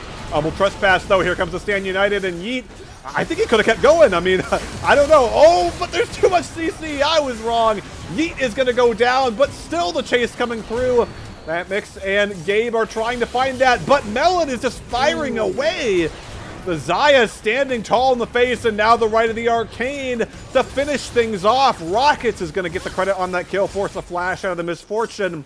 I really thought that was another one for Gat Squad, but it wasn't. It's 3 kills for, I think, only 1 in favor of Legos in Fortnite. The longer these fights goes, the better Xerath is. But also, Xayah just got so much money. She just got paid. I wouldn't be surprised if she has an entire component base. She was able to just free fire almost the whole fight. I mean, They're going for their own Baron attempt. hang on a second. Here comes the teleport. Yeah, they don't like this. Trying to catch the Rakan again. That's been their go-to strategy, but this time Mint-Selling Man is out of there. It's really hard to do Baron blind like that into Veigar if he's like anywhere around. Because his cage is the entire pit practically. Okay, Xander's got that one, I'm almost certain. Yeah, he did. So they got the scuttle, and now they're content with all that vision established. They really can't make up their minds on the resets here, but okay, well, a few of them do come through, and now... Oh no, we have seen this before, but not for quite a while. Hang on though, Yeet is on the way. He's got to hold the line. Avery, can he stay alive for long enough? He can. The Kayn is here. The Garrett is too tanky now. You can't do this. Nice stun from Xanders, and now, again, a turn coming through the Blades Reach, flashed away from by Xanders, and he'll be okay for now. Yep, that'll do it. They got the flash out of the Rel, and honestly, that is huge.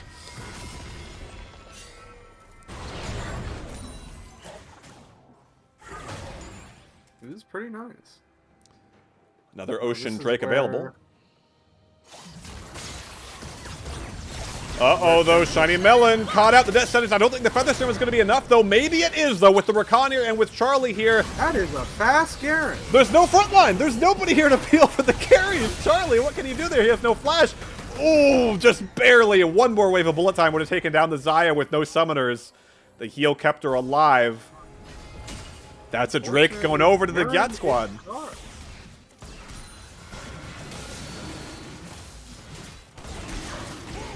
You mentioned a fast Garen. It certainly was. I mean, he's got the dead man's plate. No right of the Arcane to steal that one away from him. Nope, not this time. Blades Reach not going to find anybody, and they got to be careful, man. This 5-man death squad from the Cat squad is just so hard to get away from. It seems like the only way is, like you said, Steiner, the fight goes on long enough that there's just a million feathers on the ground. The Leandri's burn has been going for ages, and they just start to just kill everybody. But Yeah, drafted dive, but their best damage source is like healing backwards. Or like kiting backwards, I mean. yeah.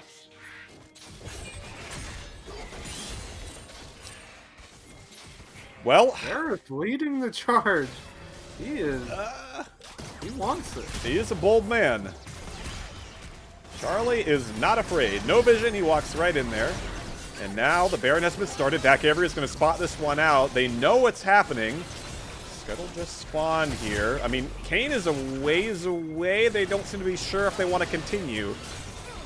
Lego are still heading up, but the Kayn is going to get there in time. I mean, if he wants to go for a steal, he certainly can. Charlie is running interference here, but got to be careful. Here comes he. Here comes Avery. Blades Reach finds 3. That's huge. That's a ton of damage, but the Feather Storm is even bigger already. The jungler is down. Here comes the bullet time. And Akhtar is crazy. It's a shooting gallery in the Baron pit. It's going down 1,500. Who's going to get the smite? It goes over to Xanders. There's no contest, but the damage coming through is massive. Rockets finds one more. Xanders is still alive in the pit. Now he dashes away. A massacre in the Baron pit. A 3 for 3. At the end of the day, Xanders and Charlie slink away with not much health and a Baron buff to their names and a 2,000 gold lead. But these two teams are going blow for blow. Once again, the Xerath like running out of mana. Like, oh man, we need a tier on that man or something. I'm crying for him. I mean, it really feels like Charlie, I don't want to say he's feeling the pressure necessarily, but I mean, I think the pressure is definitely on him to carry this game. And I mean, he walked straight into the jungle there. It feels like he wants to get all his cooldowns off like he's playing Earth 24/7 because he needs the damage. He's saying, I have to be the guy that gets everybody. And I mean, you're up against this Garen, this Kayn, even the Thresh that are tanky enough. I mean, he has to be getting them low, I think. Or that's his perspective anyway, and he is just burning through the mana.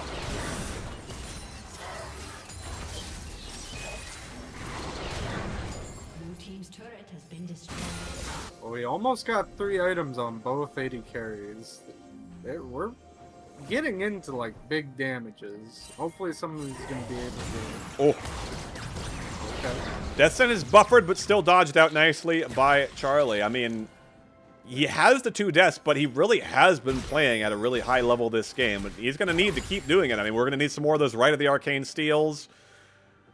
We're going to need something because... And I think also, I mean, you alluded to this, Steiner, but I think a lot of the onus is on not just Xanders, but Mint Selling Man with the Rakan. I mean, I'm thinking if I'm Misfortune, man, that's so annoying for the potential for those guys to interrupt my ult, but they haven't been able to. I mean, credit to Matt on the MF on knowing the right moment to press R and not get interrupted too, but yeah.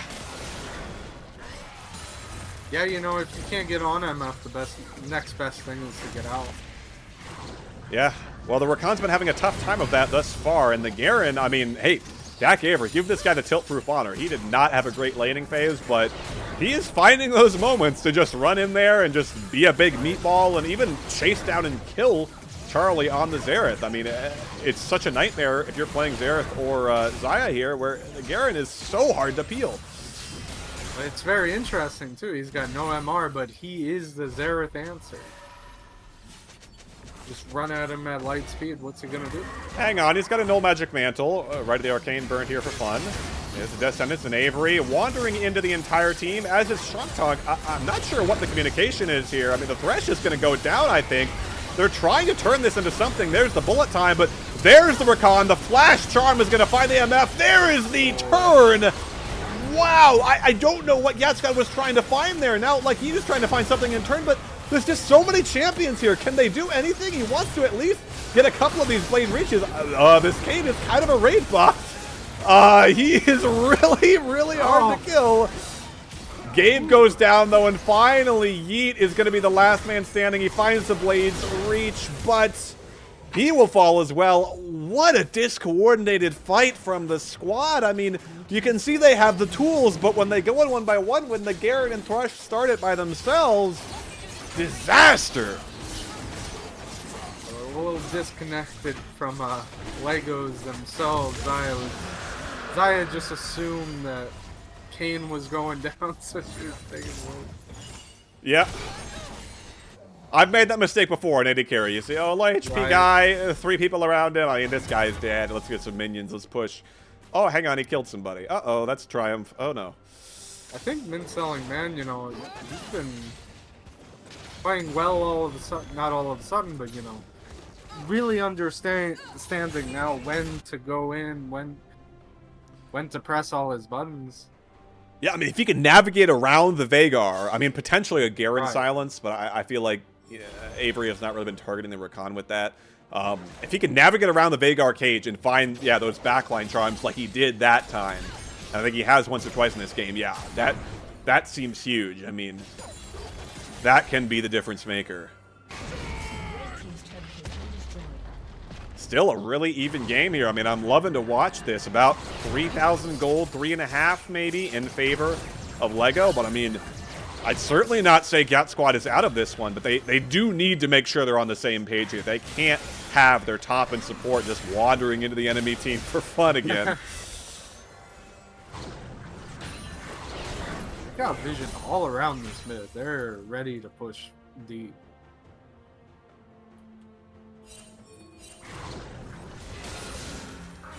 Can we see the gold totals in each champion? You know, that would be a good hotkey to have memorized before the game, and that is something I did not do.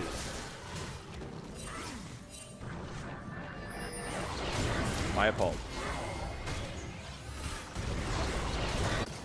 We'll find it out if we get a break in the action here. As Avery, right to the arcane. He should be gone here unless he's got some major fancy feat. Not enough. That is going to be a kill going over to Charlie. 8-2 right now. Yeet looking for the turn. Shangtank is on the backside here. There is no Shen, but the Stand United should be available, and now Xander's could be in trouble. No, this is going to be the bullet time coming through. It's huge. It's so many waves, but is it going to be enough? No. The turn is there. Melon is just firing away. Charlie is untouched on the backside. The Emerald Trespass is there. There's the Featherstorm. Gabe, the last man standing. Riley wants to go forward. Yes, he does. Still chasing them down.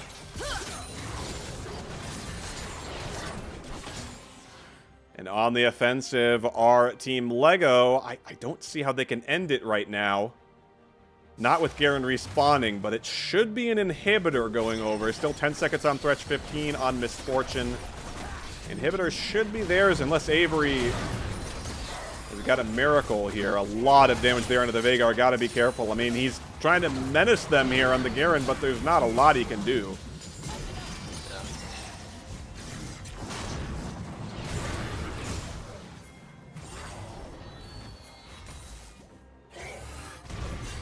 Riley wants. I think that's his go-in arrows.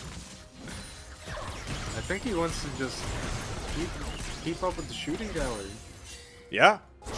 Here comes the right of the arcane coming through, and we could have a caught out Thresh. There's the bullet time. Right of the arcane onto the Misfortune. It's some damage, but it only gets him half dead. Dak Avery on the backside. They do find a kill into the Rakan, and now they're Emerald Trespass onto Xander's. He is trying to find something, but the Zaya's firing away. Melon's found the kill, and now still Charlie is firing onto Matt Mix, who is burning down. I think will live with a sliver of HP, but the Xerath is 1v3 chasing him here. That should be a reset coming through, and perhaps a brief moment. Avert your eyes while I double check my interface hotkeys.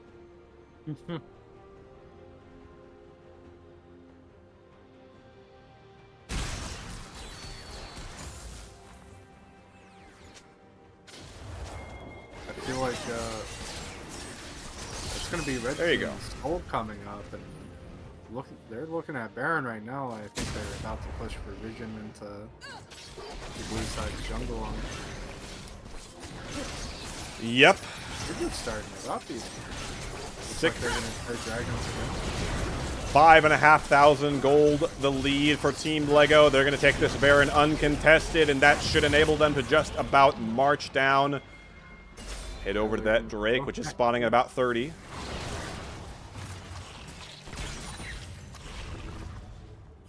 Xander's riding right in on that Iron Horse, and he should be able to just start any fight that they want at this point. They're so strong, and they just... I mean, Yacht Squad has got to find a way to get onto the Xerath, but they haven't even been able to scratch him, even breathe on him these last few fights. Now Melon potentially caught out. There's the silence. Decisive Strike, and Avery is going to get back out. Flash coming through from Xanders. He's going to start off this fight. They found a Thresh. They found a Kayn. In the back line goes Rakan. Right of the Arcane is going to burn everyone down. MF is gone. It looks like disaster. Melon is being chased down, but he is going to dodge his way back from the Kayn. He's going to fire away on the Garen. Only one man left standing for the Yacht Squad, and it is Gabe, and he is in a difficult situation here. He's going to go golden. He's going to burn that Zanyas. He's going to try to buy some time. He's going to try to take down the Rakan, but he does not have the damage. But he is not a lot of damage. Blue team's turret. Not enough, indeed. The purple buff is active. Charlie, the man of the hour, is there. Joining him is the AD carry, Shiny Melon, who has been surviving, who has been filling the members of Yacht Squad with those feathers, and a victory comes through for Legos and Fortnite OMG, who have booked a ticket to the finals.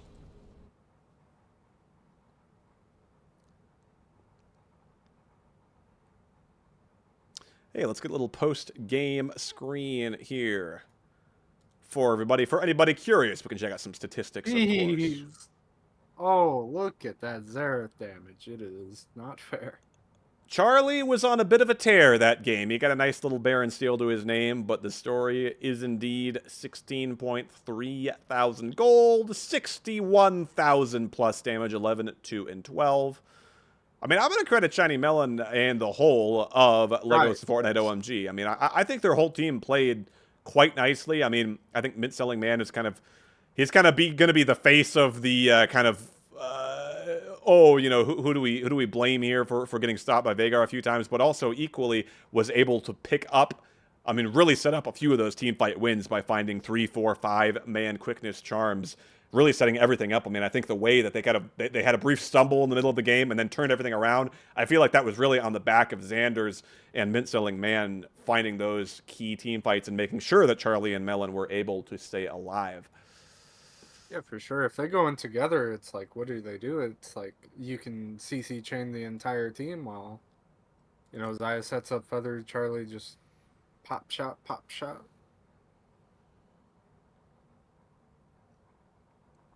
Well, we should have our brackets updated momentarily. But our next match up should in fact be Dang That's a Nice Duck, who we already saw in our first match of the day, versus Winner POV. Are we still best of one? We're still best of one, yes. The finals being a best of 3. These current ones being a best of 1. So we will have one more match before we get into those finals, where Legos and Fortnite OMG are already waiting. It was very exciting, though. Very back and forth. It was. That was a fantastic game. Very fun to watch. And I'm definitely curious. I mean, it's always fun to kind of follow teams through the tournament, and I'm glad that we've gotten a chance to see basically every match so that we can, you know, these teams that do go on to the finals, we have already have some tape on them, if you will, and we kind of know how some of these teams maybe are going to be approaching the draft. I mean, regardless of if you're Winner POV or Dang That's a Nice Duck, one of those two is headed to the finals, and they're going to have to play against Legos and Fortnite. I mean, how do you adapt to that? I mean, do you just ban the Xerath away? It seems like the attitude has been, well, you know, probably Charlie Tilt is going to carry on any champion. I mean, the Xerath looked good, but the guy is Diamond 1. I mean, he's definitely going to be the center point of that team. So maybe you just look elsewhere in the draft. What do you think? I mean, we were thinking about banning Xerath against Ulf, and he barely plays it. Like, Xerath is crazy champ. But I think I haven't seen Charlie's OP.GG, so I wouldn't know if he's the right person to target ban. Right. Well, we should have a lobby coming up momentarily. I'm going to go ahead and send us to a quick break here. We will be back, hopefully in mere minutes, with draft for semifinals matchup number 2 between Dang That's a Nice Duck and winner POV. Do not close those browser tabs. We will be back with more Guardians Cup coverage. See you then.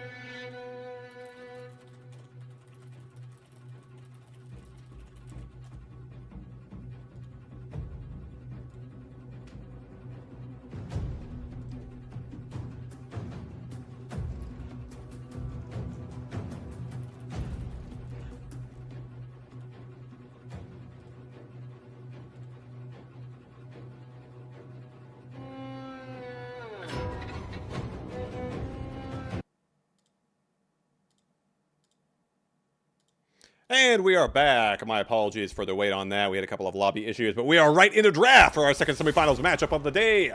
Here we go. This is winner POV up against Dang That's a Nice Duck that we already had a chance to see earlier in the day. They agreed the TK was a little much.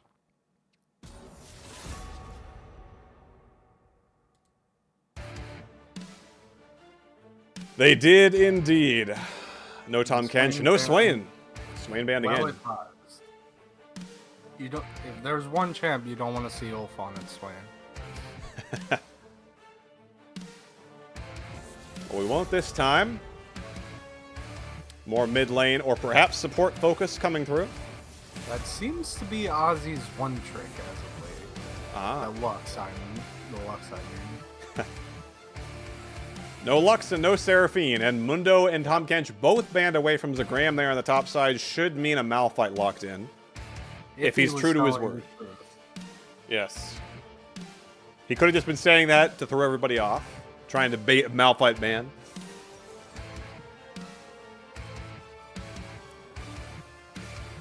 Jarvan, the first lock in here for the winners. A figure of speech due to their name. We don't know that they're the winners. Or maybe we do. We've already checked the script. Check the script, check the script. You know, it's strange, Western Front is also a Urgot one trick, but they did not ban it away. They are wanting him to play it, it would seem. Happy to see the Urgot come out. We'll see if that comes out with the next two picks there from the winners. Tristana is the answer. I have to assume they're for Soullight in the bot lane, but I've seen Ulfball play this mid. Soullight is a heavy Tristana enjoy. I think it can be flexed though easily, like you're saying. We have a member of Team Duck in the chat suggesting that Teemo is going to be the lock-in. I would be shocked. I would be appalled if that disgusting rodent sneaks his way onto our broadcast, but never say never. Zach, the pick for Scodolaro. Another one of his main champions, not a big surprise, and we may just see another Thresh. Didn't work out last game for the Gyat squad, but perhaps winner POV can make it happen. I saw Poppy hover for a split second there. Haha.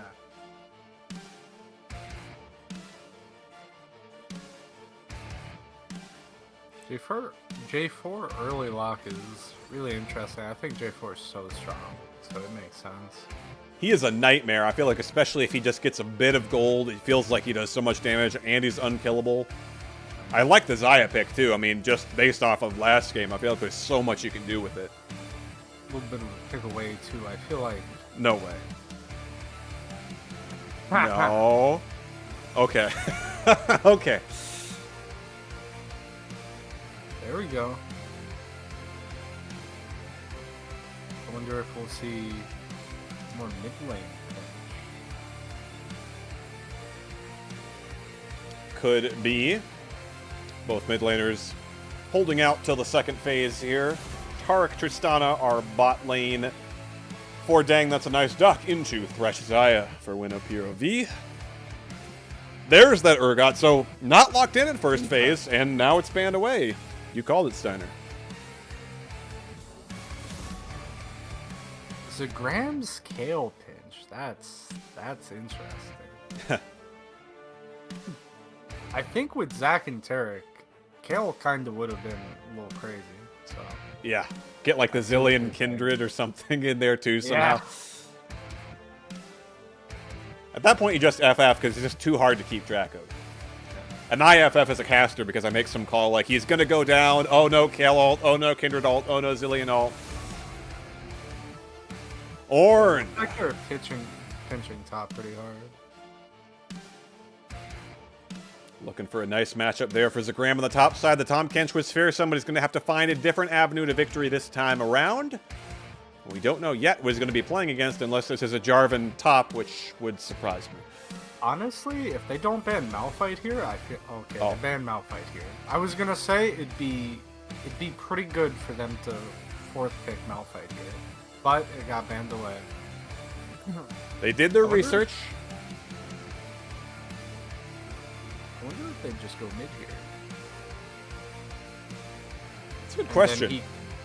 Because if they go mid here, Zagram can counter pick this 7th best top laner that Western Front can pull out. Well, the Xerath was a force to be reckoned with for Charlie Tilt last game. And we see another Nico coming through as the counter into Xerath. Which leaves the top laner to be picked for Western Front, and Zagram indeed with the counter pick. Cassante the hover. Oof, he can be a nightmare. Yeah, well, blind and Xerath. I mean, I think Xerath is a little kooky right now, honestly. Like, we just saw it last game. I think if you can pilot this champion, you should be locking it in, to be honest. Well, I think Nico can be okay, though. If you can get in somehow on Nico, that's a lot of damage. yeah. And if Xerath, goes very Crown- immobile. Well, Xerath just can't go Crown. If he goes Crown, he's not doing anything with his 5-second CDs. Olaf! Okay. Into the Garen, he goes with the Olaf. So Olaf, Zac there on the top side. This should be interesting. Western Front piloting the Garen. I assume, okay, I was waiting on the swap to come through. This is a really interesting team comp. I mean, you've got... Right, you can go.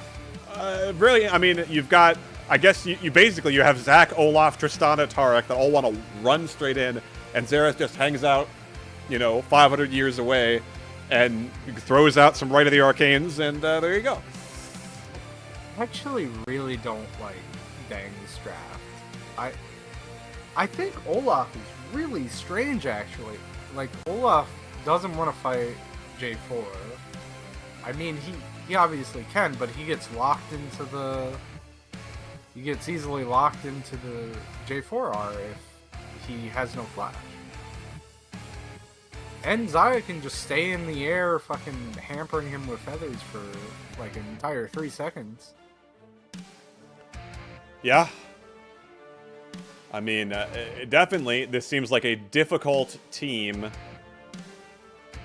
to get that dive done into. I mean, I guess I kind of think of Nico as sort of an engaged champ as far as sneaking in, you hide as a minion, whatever, but I mean, she does have so much AoE CC, and you're trying to get past Jarvan, Garen, Thresh. I mean, it does feel like a lot, and you're trying to get into a Xayah who can just Featherstorm. I mean, I could easily see Skoto going in, or even Solite potentially jumping in, and it turning out badly. I mean, that's kind of what we saw in the previous game, where something like a Veigar Cage, when you've got that sort of peel available, it can really, really blunt that engage and turn what looks like a great engage into a total disaster. Yeah, we'll see how it works, but, like, I think I don't like Tristana AD carry right now that much.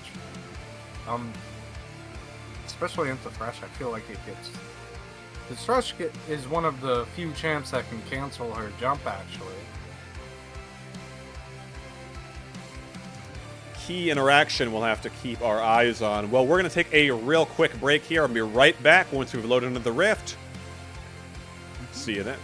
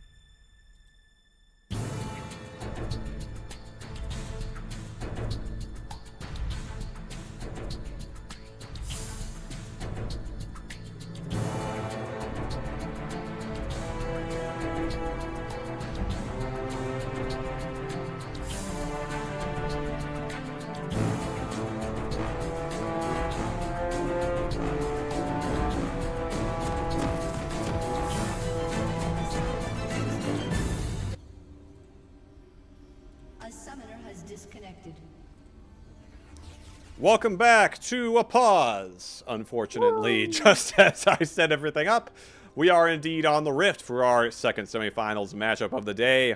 A trip to the finals to face off against Legos and Fortnite OMG is on the line, these two teams. Dang, That's a Nice Duck already played a game against Bang, That's a Nice Buck, in which they emerged victorious, but this time they have to beat Winner POV, or Winner POV, come out on top and book that final ticket to the finals.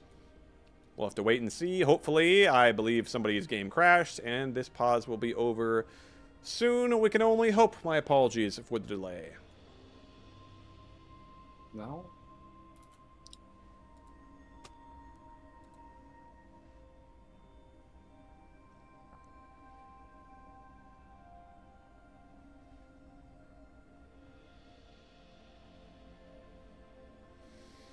All is quiet on the Rift. Well, anything else about this draft you'd love to dive into and analyze, Steiner? I think Tarek and Tamiko, or Tarek giving Olaf Tarek are two very big things. I think Tarek overall is a pretty good champ, like in a really good spot, but just doesn't see a lot of play since he's like surprisingly harder to play, I think. Especially his R takes, what is it, 1.5 seconds, 2 seconds to come down fully. So you gotta have a lot of an eye for how things are gonna go, you know? Absolutely. Play him really well.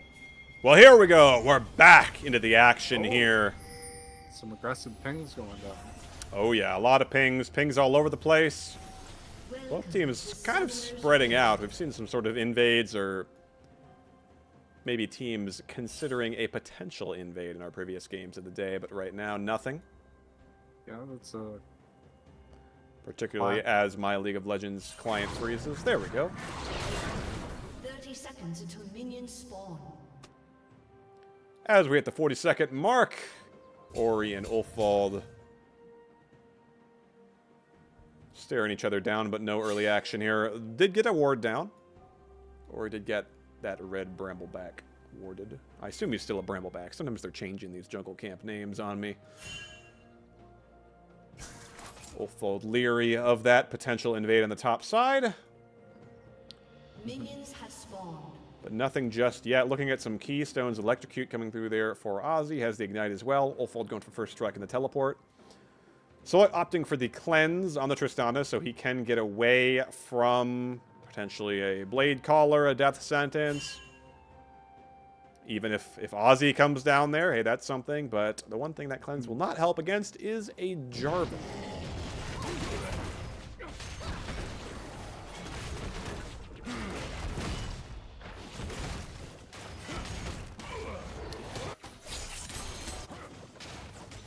No craziness here early on. Our first strike of the game is still 3 minutes away and will be... Wow. You say no craziness. I think it's a little crazy to make your top leash in like today's day and age. Especially with the Olaf. In 2023, that's a lot of damage there in the Western bot side. Front just got 1 minion because he needed to leash. Oof. Okay, well, I spoke too soon. I mean, Zagram already going to be in a great spot with that, although Western Front does hit level 2 first somehow. There's level 2 dinged over for the Olaf. Dazzled is A-Hop. A lot of early damage there onto the Thresh. Ooh, nicely done by Starval to dodge off the distance, but level 2 advantage. Gotta be careful here. Nice Blade Caller do a lot of damage. Oh, that's Xerath chunking in the mid lane. So level 2 finally dinged over here on the bot side. Push going in favor. Ulfald, okay. He's going to be fine. And he's going to even throw a little pain on the back end of that trade there. Here comes the Death Sentence. The Dazzle's return. Scodalero's there. He's looking for the jump. A lot of damage onto the Thresh. They're going to knock up the Xayah, and now they're going to turn. But got to be careful. A lot of damage onto the Tristana. Not going to be enough. They're going to settle for getting all the summoners there bot side. And now Ori is here to turn. Scodalero has a flash of his own, but this is going to be a lot of damage. The Feathers there. The knock-up onto the Zac. Now he enters into the passive. The Bloblets are getting hammered. Looking for the stun there onto the Jarvan. Solit jumps in. He's got one. He's got another jump. We have action on the top side. That is the Graham Tower diving a Garen and trading his life 1-for-1. Now we're back bot side. One more auto would kill Soul Light, but he jumps to safety, and Starvold picks up the kill. And now Ori looking for more. That is a very low, excuse me, that is a very low Nico, not a Jarvan. He just looks like one who's going to be okay. Honor the mountain. 3 for 2 at the end of the day. A bit of chaos early on. It was quiet, and then it wasn't. But at the end of the day... Oh, hold on, though. Jump available for Soul Light. The Blade Caller is going to do some damage. Ah, that is going to get the trade kill. Man, he did not have... I think maybe he didn't have Hail of Blades up just yet. He didn't really have a lot of attack speed for that. And it was enough for Lil Jon to get one more kill.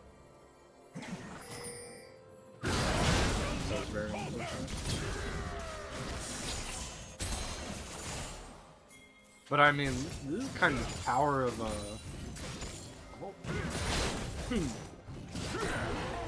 little bit of a... Wow. Zagram is kind of taking a lot of damage here. I mean, just a... Okay, never mind. Would not have surprised me if he tried to tower dive there again. Scutellaro is here now. Flash is available for Western Front. Yeah, I mean, that earlier tower dive was so good for Garen. It made Garen lose so much. Knew it was a worthy sacrifice then. Western Front now, hovering, knowing his jungler is here. Spotted on a ward is Ori, who's looking. Zagram has a flash of his own available. Nico confusing the casters. Oh, and Ultfold. Okay. Ah. He is gone. Now here comes the Blade Caller, and Soul's going to cleanse that. Here comes the advance. Lil Jon a little bit more, and the Dazzle will pick up the kill for the Taric, who is now 3-0-1. He is the carry there in the bot side. Meanwhile, we have action on top side. It's going too crazy for directed camera to keep up with. Zagram's going to flash and get one more kill. A turret shot, though, is going to turn it around. 5-6 already, twice as many kills as the number of minutes we have in the game. Scutellaro is here, but he is outmatched and has no passive available. The flash followed by Ori. I think a Q should be able to finish this off. It's got to be coming up soon. Can he get it? Yes! Oh. The poke! The Jarvan picks up his first kill of the game. 6-6, we're all tied up at 1,500 gold in favor of Dang That's a Nice Duck. Yeah, that umbrella hurts. Umbrella hits different.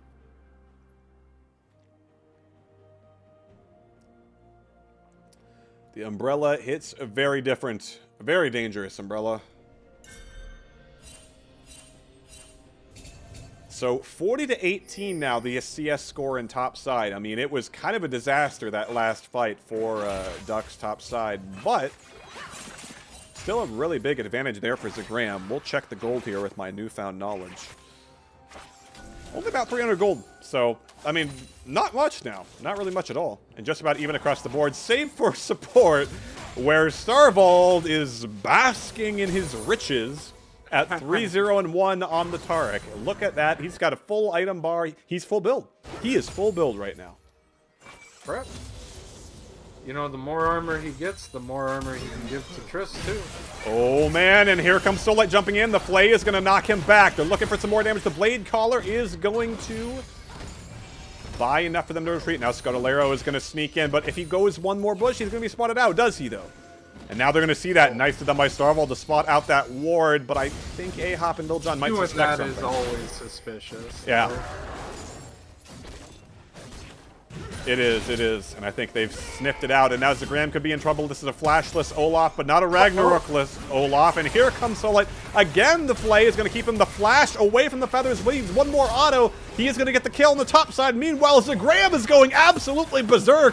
1v2, we got a double kill. We did not even see that, and he lives. We couldn't even tell what was happening. Two fights at once again. What can you do except be in awe of Dang That's a Nice Duck, coordinating top side and bot side at the same time?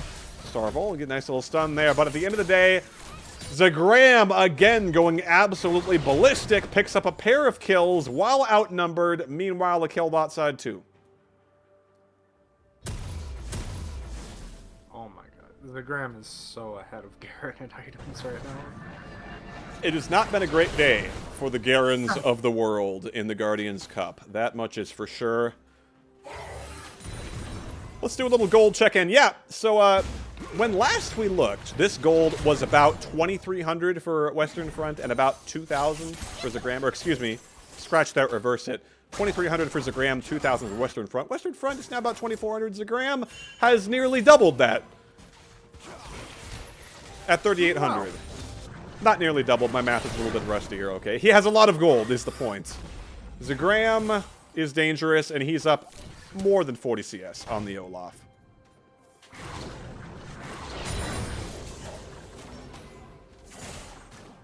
Mid lane has been relatively stable, but Ori looking to change that. Okay, dodge. Nicely done by Ulfald.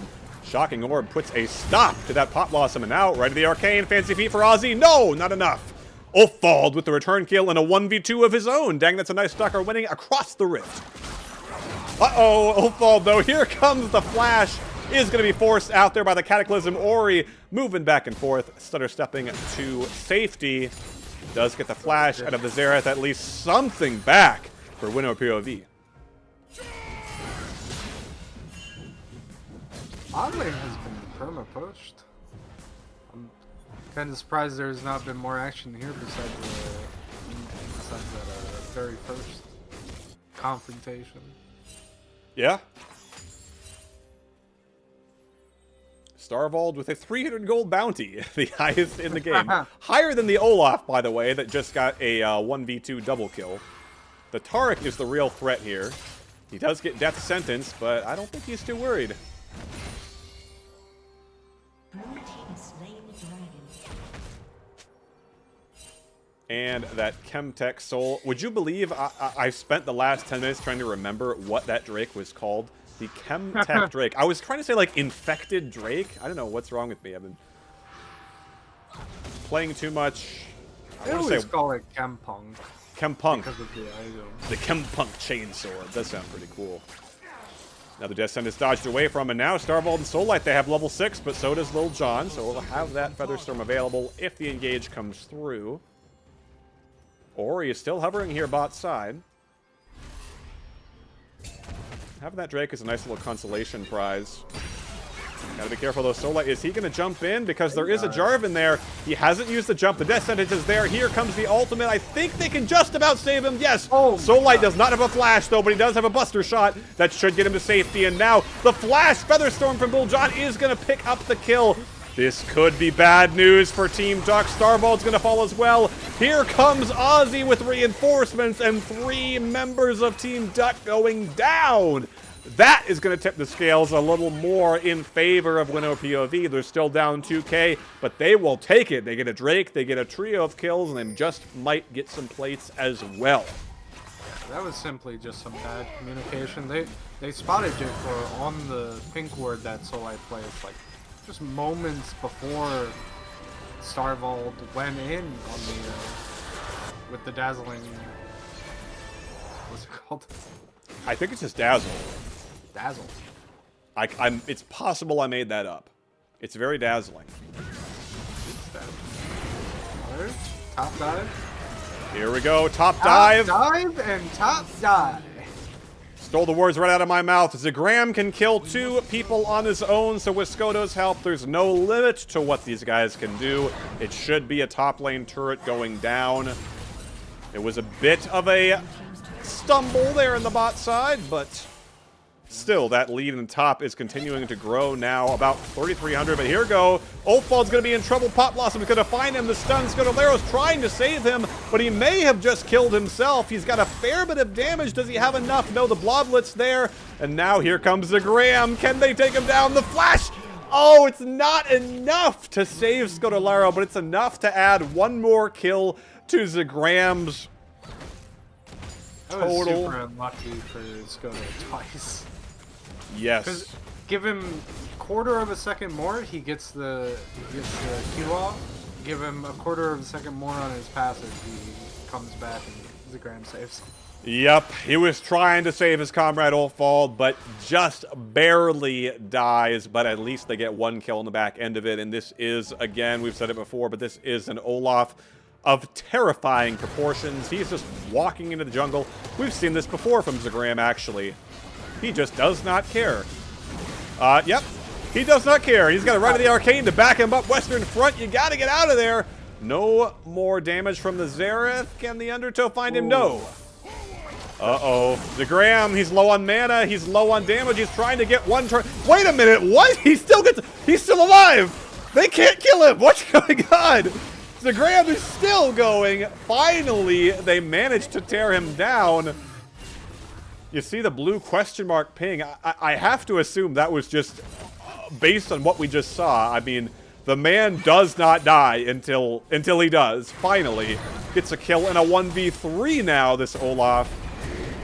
Well, I think they were trying to give it to Nico, to Mr. Ozzy on the Nico, but the cooldowns didn't match up or whatever, and it just ended going to J4.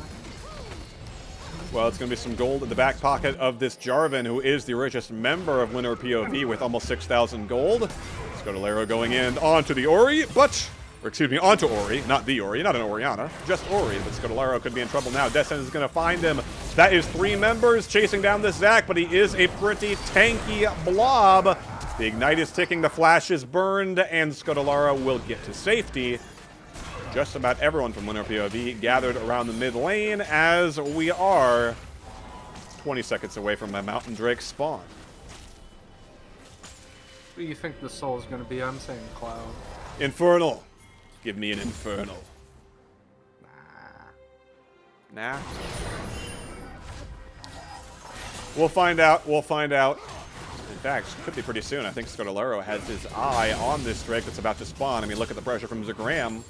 He can do whatever he wants here topside. He might just have another kill. He's going for it. He cancels an auto. He does not even care. Zagram is unstoppable. What more can be said here? 7-3 on the Olaf. I mean, the Thresh is here to stop him. I mean, all he manages to do is pick up a cannon there, and he is going to force the Olaf away. But Ori doesn't have the flash. I think they're just going to give up this Drake. It's not soul point just yet. So Mountain Drake goes over to Dang That's a Nice Duck, who are feeling pretty good, up about 4,500 gold. And Hextech Soul, we're both wrong. Hextech Soul will be on the docket for either of these teams potentially. 1-1 is the big score. Hextech Soul is always fun on this time. Yeah. Always fun on... Actually, that's it. I mean, I'm just picturing you got an Olaf with the Undertow, you got Xerath with the range, you got Tristana. Hang on, though. Ulfa's going to be in trouble. Cataclysm, Pop Blossom. Didn't even need the Pop Blossom, actually. Just a kill. Once again on the Xerath. And now Starvold, a lot of damage. Flash Descendants. They are going to find Starvold. He doesn't have time to activate the ultimate. Solight's trying to find something. He's going to try to flash away from the feathers. Looking for more. Does he have vision there? He needs a more. He's got one. He needs one more auto. The Buster shot will come through. He at least finds one, but it's still 2 for 1 in favor of Winter POV. Now Scodalaro is looking for a kill of his own. The Pop Blossom, wisely saved by Ozzy in the previous fight, does allow him to get out of there. And this is still a bloodbath, 15-15 at 16 minutes. I was about to say, 2 kills a minute. Can we calm down just a tiny bit, please? I don't know. I don't think so. Starvold has walked right into a round of supportal combat here, but I don't think it's one he wants to participate. Ori is here to join the fight. Now the ultimate burn by Starvold, but is that really going to find anything? I mean, yeah, no, that's a long cooldown burn for not really anything. It's not going to be available. Riftail being taken. 2.5 minute cooldown, I'm pretty sure. Yeah. Scodalaro taking that Riftail. He's going to have Solite to help him out with that.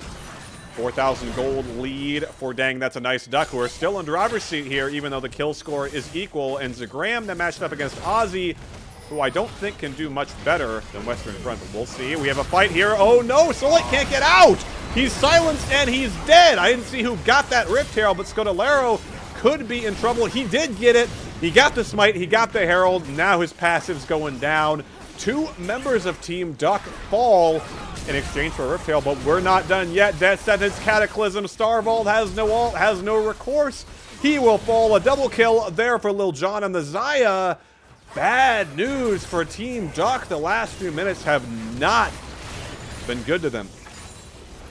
Ready Arcane, though. Can he pick up a kill? Oh. Directed camera. Going golden is not going to save A-Hop. Okay, directed camera wanted to make sure we saw that turret going down instead of seeing exactly what happened mid lane, but we do see Ulfald picking up that kill, so a consolation prize over to Dang. That's a nice duck. It was perfectly timed, the last arcane shot. Nicely done by Ulfald and the Xerath. With that, then, on the timing. These guys attempting to wear up my voice long before we get into the finals with this absolute massacre of a game. Perhaps we have a brief moment of respite. Not with Tarek in the team, no. He's walking, blind, face checking, and getting in autos while he does it. He does not care.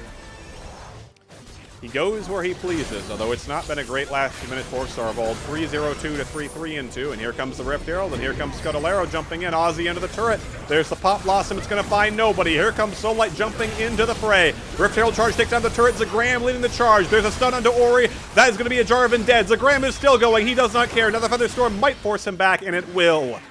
That Still will be... another 10 seconds on Tarek.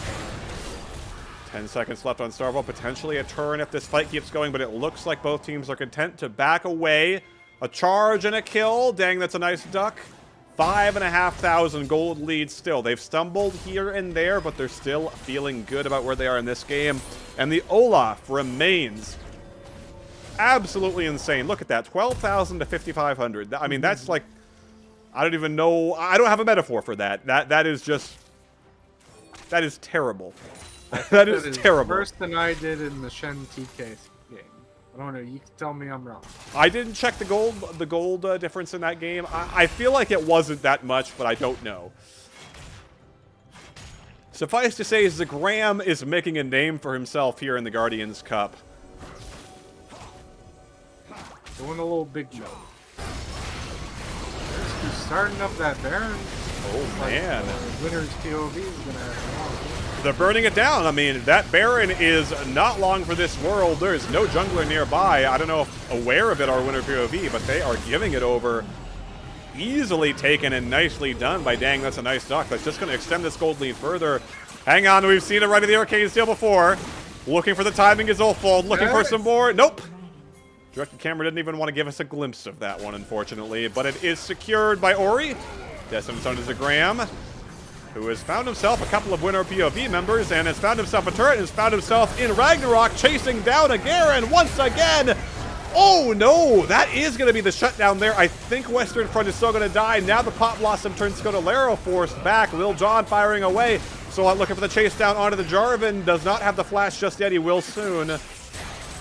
1-1. Both top laners fall. At the end of the day, I'm pretty sure that Dang That's a Nice Duck are happy with that.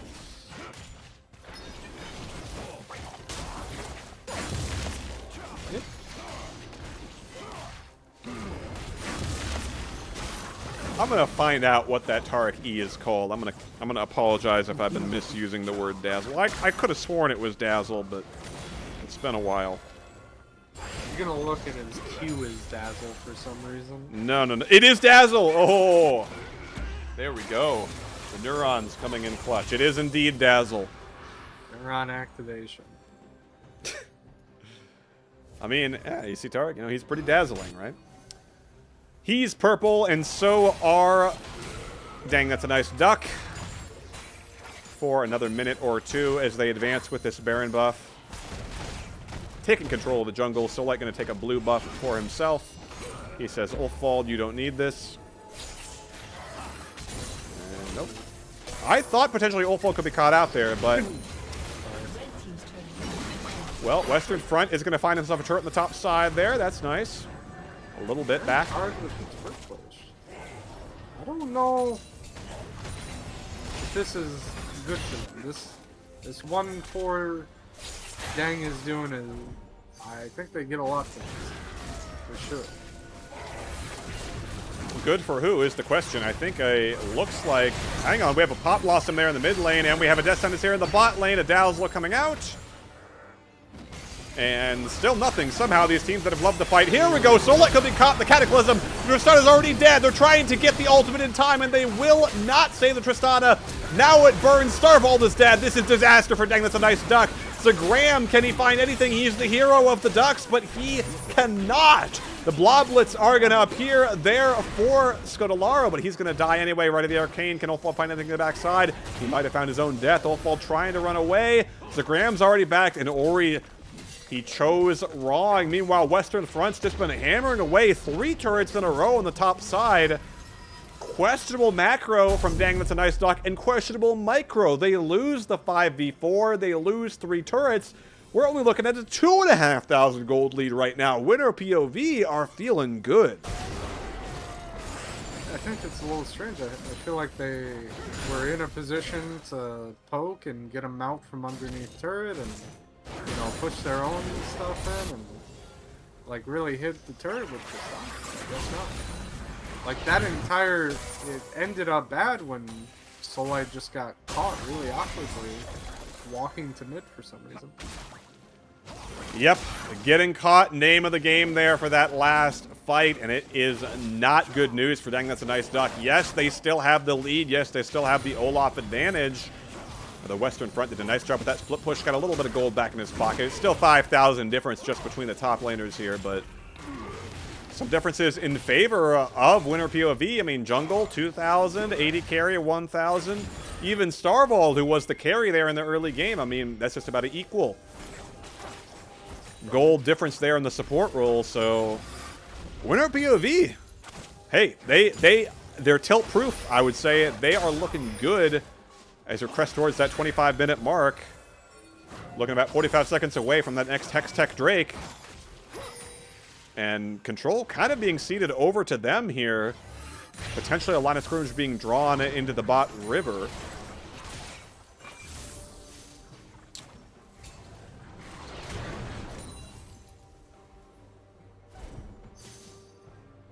Zagram menacing. Still strong. It's got to be on him to find something. Still is really strong. He's 4 items to the average, like 2.5. Like if Zagram is given a very good chance, he can just run through the enemy. He just needs to find the right target. Oh no, Solite, he's jumped right in. He thought that they caught somebody out. The Flash Q is going to get the kill there for Ulfball, but it's 1 for 1. Now Scodolaro, they've found. Can they ward the Lantern? It doesn't even matter. One more auto will take down the Xayah. The kill credit goes over to Scodolaro. Ulfball trying to kite away under turret, but it's not enough. That is a strong Jarvan. Ori picks up the return kill. 2-2, and Western Front again is on the top side here. Dang, That's a Nice Duck. Have no response until now. Zagram is here. Western Front wisely knows he cannot tango with this Olaf, but still, progress continues in that top side push for Winnow POV. Here we go. The Drake has been started. Teleport coming in for Western Front. Scodolaro. Starvolt is here. Zagram is not. Here comes the Dazzle, but already the jungler for Dang That's a Nice Duck is gone. That's a free Hextech Soul and a free soul point for Winner POV.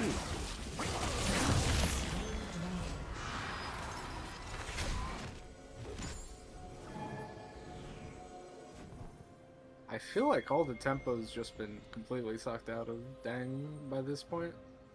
Absolutely, they were feeling good those first 20 minutes, but I mean, Zagram has not been involved lately. I mean, most of what we've seen is him just kind of forced to pick up the pieces and back away these last couple of fights.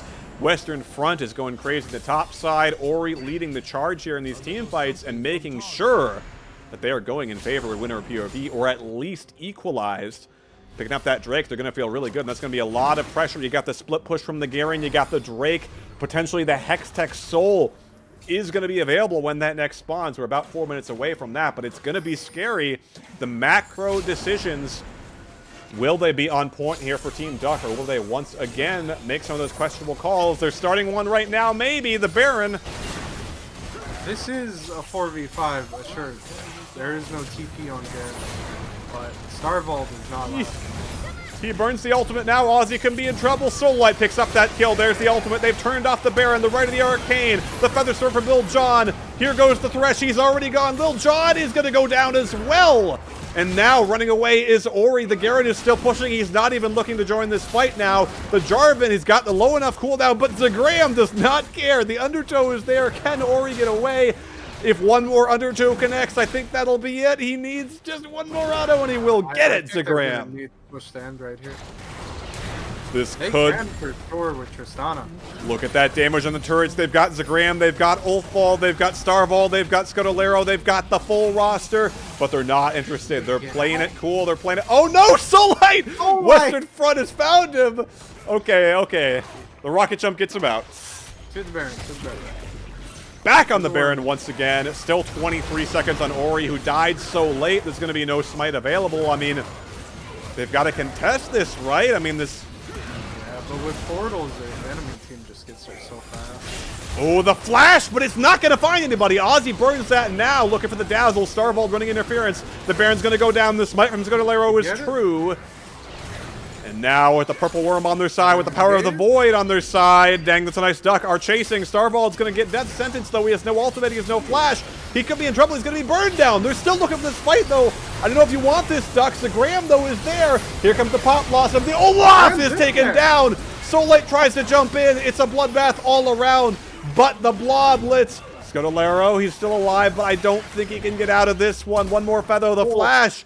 Oh, but he still doesn't have vision. Scudolero, can he live? I don't think so. No. Ulfold on the top side is going to fall to Ori. It looks like maybe Zagram could turn that one, but it was not enough. The team fight of Winter POV turns it around, and an ace in their favor just when it seemed like Duck was once again turning things back.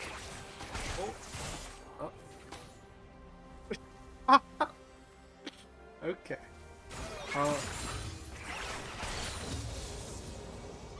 Yeah, I know. The client's been doing that. It's quite interesting. Very good. You don't need to say anything. Like we were saying, like it's crazy. They had that Baron fight like perfect. They even got the Baron. They could have gotten out, but Tarek wanted to go back in. Thought it was a good engage. It just fighting in that choke is like exactly what Xayah and Nico want. They get everybody with all their CC, all their damage. Well, it's now 55.5 to 60.2. Still almost 5,000 gold in favor of Dang That's a Nice Duck. But the momentum, again, definitely seems to be in the favor of Winter POV right now. 12-5 is Little John's Xayah. An absolute terror right now, sure. Zagram was a monster a while ago. He's still strong, but we saw in that last fight. I mean, he's just not going to have the same potential to damage multiple targets at once that Lil Jon is. They got to find a way to kill this Xayah, but that is a challenge. Ulfball flashing away. He's caught out. He's done. Cataclysm is there, and the Xerath is gone.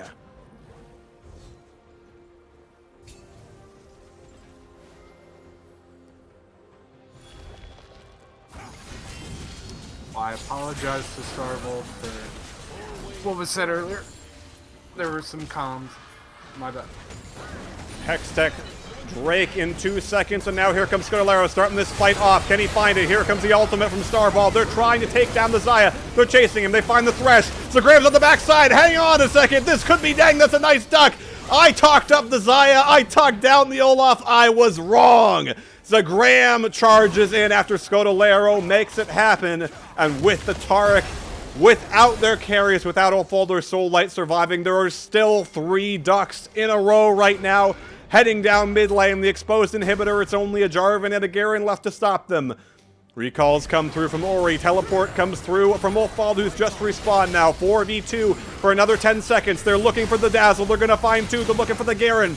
Westward front burned down. Cataclysm. The walls are there. Ori and Winter POV are trying to hold them off, but that's already 1 kill. It's just a Jarvan here. The respawns are there. Zagram, they need to hit the Nexus. The damage is coming through onto the Olaf. It's a knock-up. The Nexus is going to go down, and that is the kill of that same structure. Zagram survives long enough, and Dang That's a Nice Duck. It looks shaky for a long time. It was questionable, but at the end of the day, they're headed to the finals.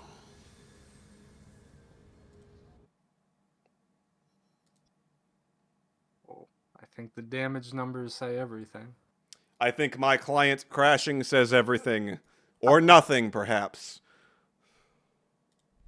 Quite a game here in our semifinals. Both semifinals matchups really have been fantastic.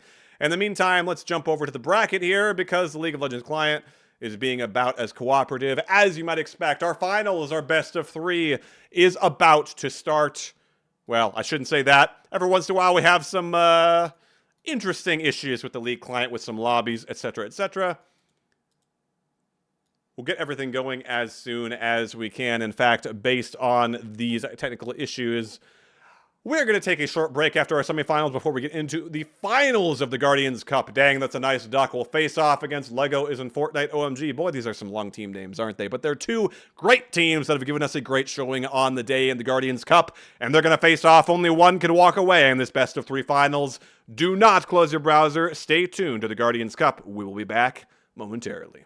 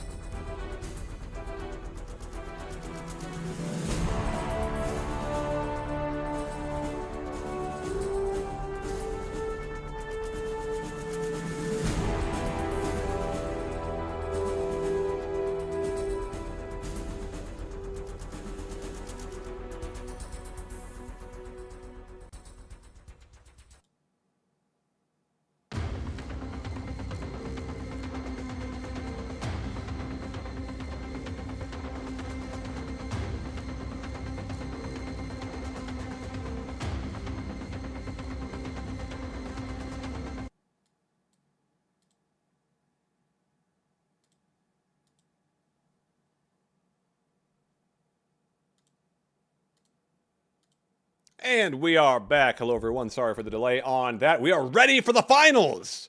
Here we go as we get into draft. Dang, that's a nice duck on blue side. Force versus Legos and Fortnite OMG on the red side. Already some bans coming through. Both carries being targeted. You think they're both going to pull 3 bans each from...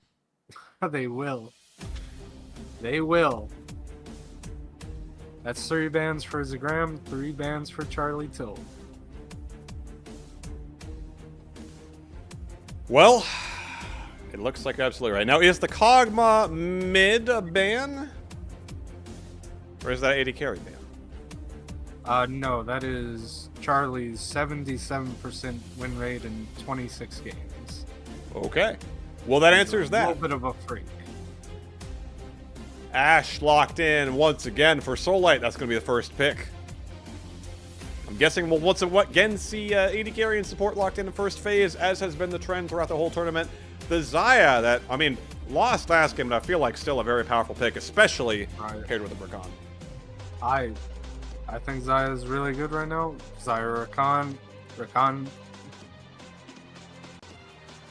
Lovers Duo gets a lot of love from me right now. Let's just say that. Well, should be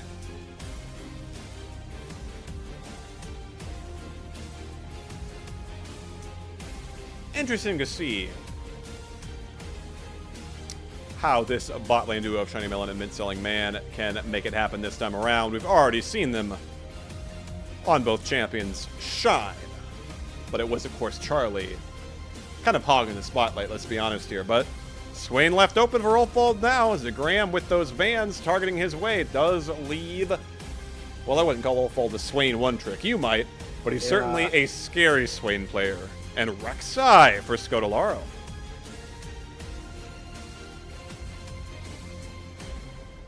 Wolf has a lot of good champions in his pool, but I think him on Swain is...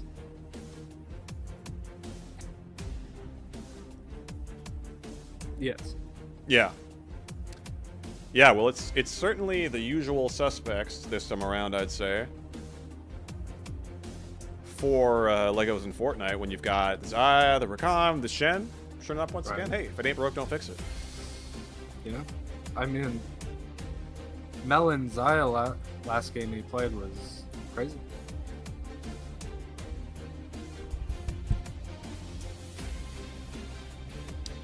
Well, we get into our second ban phase here. Naafiri banned away, presumably from Wolfold. I'm not sure exactly. Perhaps they think Skodo takes Swain's support and they role swap. I'm not sure what the thought is on that. Kale banned away as well from Zagram. So, wait, no, it's Naafiri top for Zagram, isn't it? Are we talking about penta bans for Mr. Zagram? No, that... He played a ton of Naafiri. He played a ton of Naafiri. I've seen it.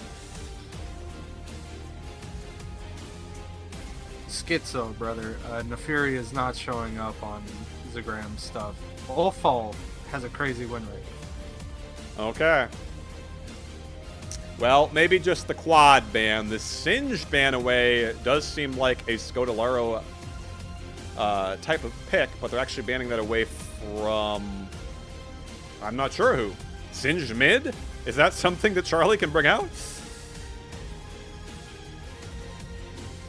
Well, we're not going to see it. We're going to see the Sylas. Which, let me just say, if you are the superstar player on a team and you're picking Sylas and I'm on the other team, I'm pretty terrified. I mean, what Sylas players can do, those who really know the champ, is just, it's absolutely disgusting. It's monstrous what they can do. I think Rek'Sai for Sylas is pretty crazy. Is that a Malzahar over? I'll be honest, like, the one thing is that Swain is a flex pick, even with how good Ulf is on it. Yeah. I mean, I'm definitely puzzled here. Okay, so we got... I don't think I've seen... Huh. Malzahar top? Or Swain top? I'm thinking it's Zagram with Swain top. and Malzahar mid. Okay. Okay. Interesting. And the Veigar, the final pick there. So, Silas. Silas Jungle? Okay. So I misread. I figured Charlie was piloting the Silas, but he's going to be taking the Veigar that we've seen Ulfwald use previously. This time, Charlie's got it.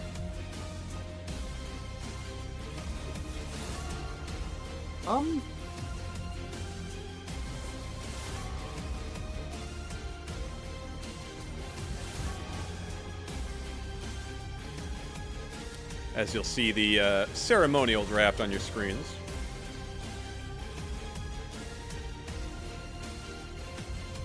I think I like Legos in Fortnite comp a lot better.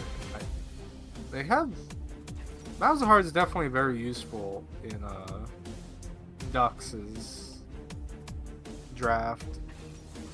The Rek'Sai is a little out of place though. I think keeping Senna Ash safe is gonna be like a lot of what Rek'Sai should be doing.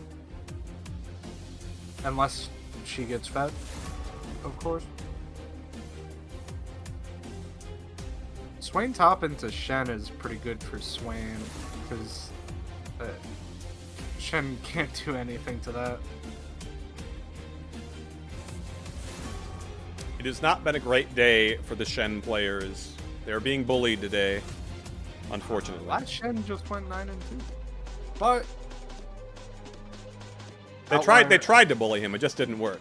He just turned the tables. They went up to him and like a little nerd and said, "Hey, give me your lunch money," and he immediately morphed into the Giga Chad and threw the guy into the locker and took his lunch money.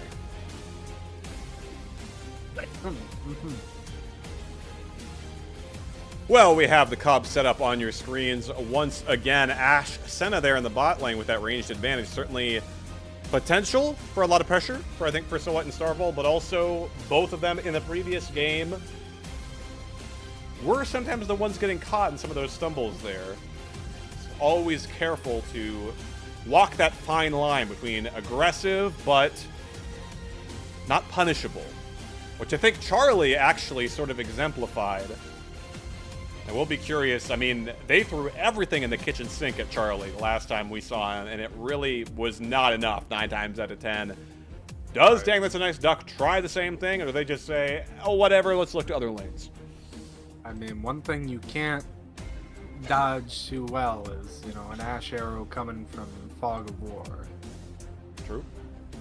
I would say Rakan into 2 dashless champions could be a little good for him. Definitely. I mean, it's kind of interesting when you look at the Duck composition because it really doesn't have. I mean, we just saw them play, you know, Olaf, Zac, etc. You know, there's really not any kind of go in here. I mean, there's a Rek'Sai. Oh. I almost feel like that doesn't quite fit. What do you think?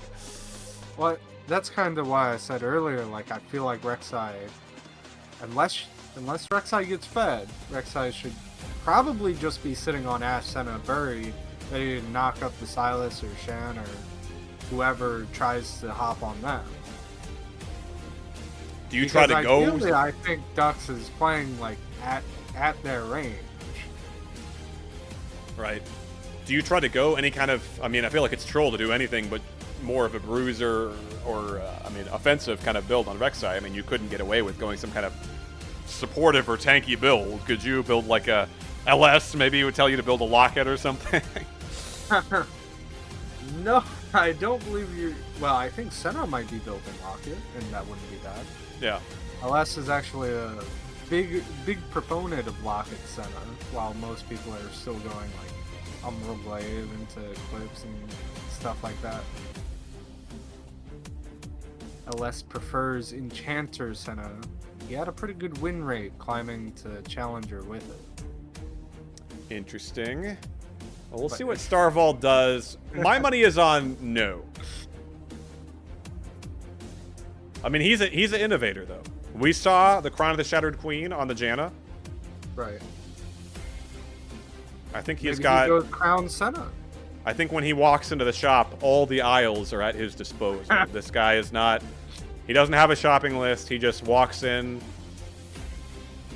Whatever catches his eye at the time, whatever... He runs the calculations in his head on the fly, figures That's out the always optimal it. play.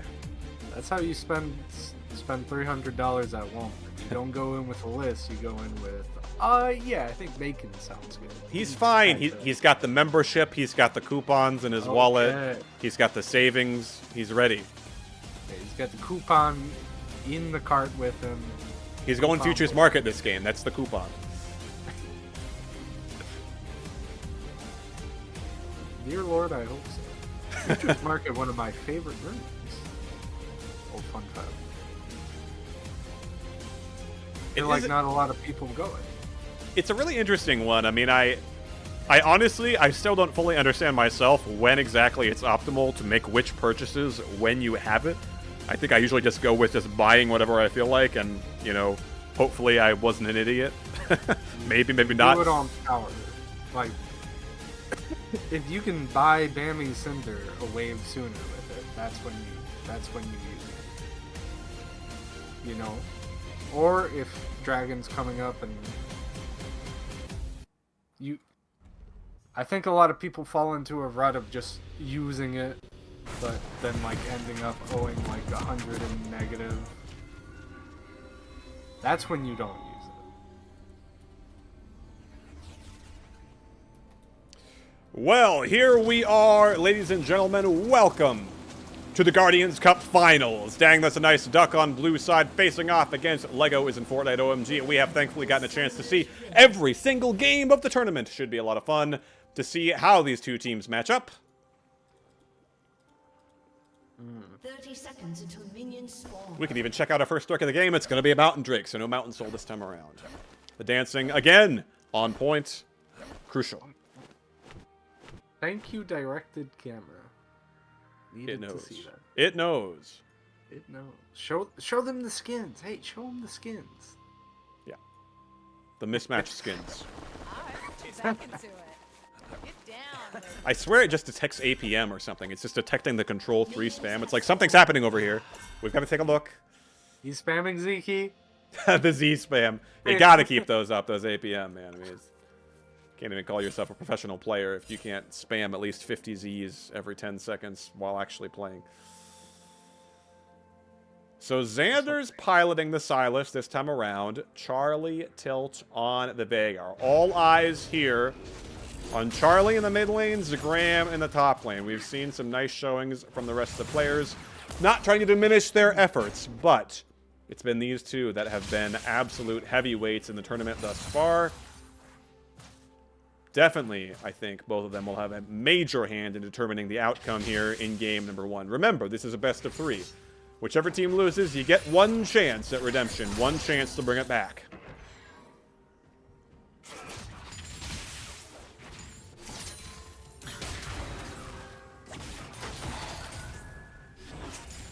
Already some early trading here. Bot side, Starbold collecting those souls. Graham with the level 2 first, gets the root. He's going to be feeling good about that.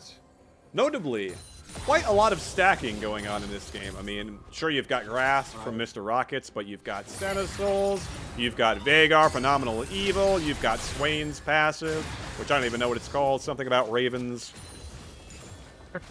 Demonic something, Demonic Rising, Demonic Power, Demonic Raven. We'll find it. Ravenous Flock. Okay. Well, Zagram feeling very ravenous right now, and he is feasting on rockets at the moment. Root comes through, but Shiny Melon's got the feathers to prevent any follow-up.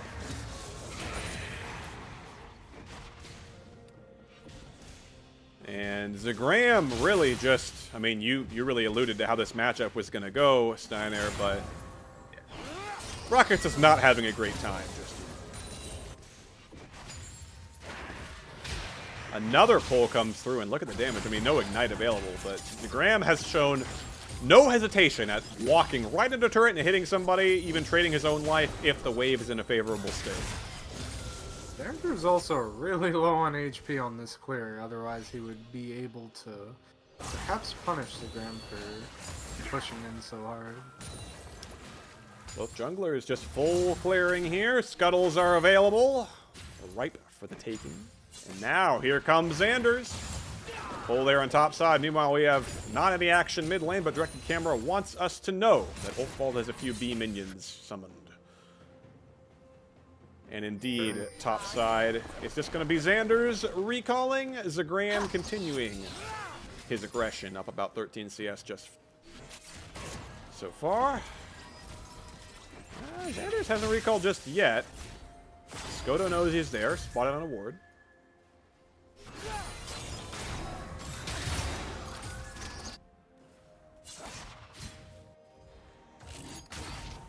Big training. But so they saw that Silas recall.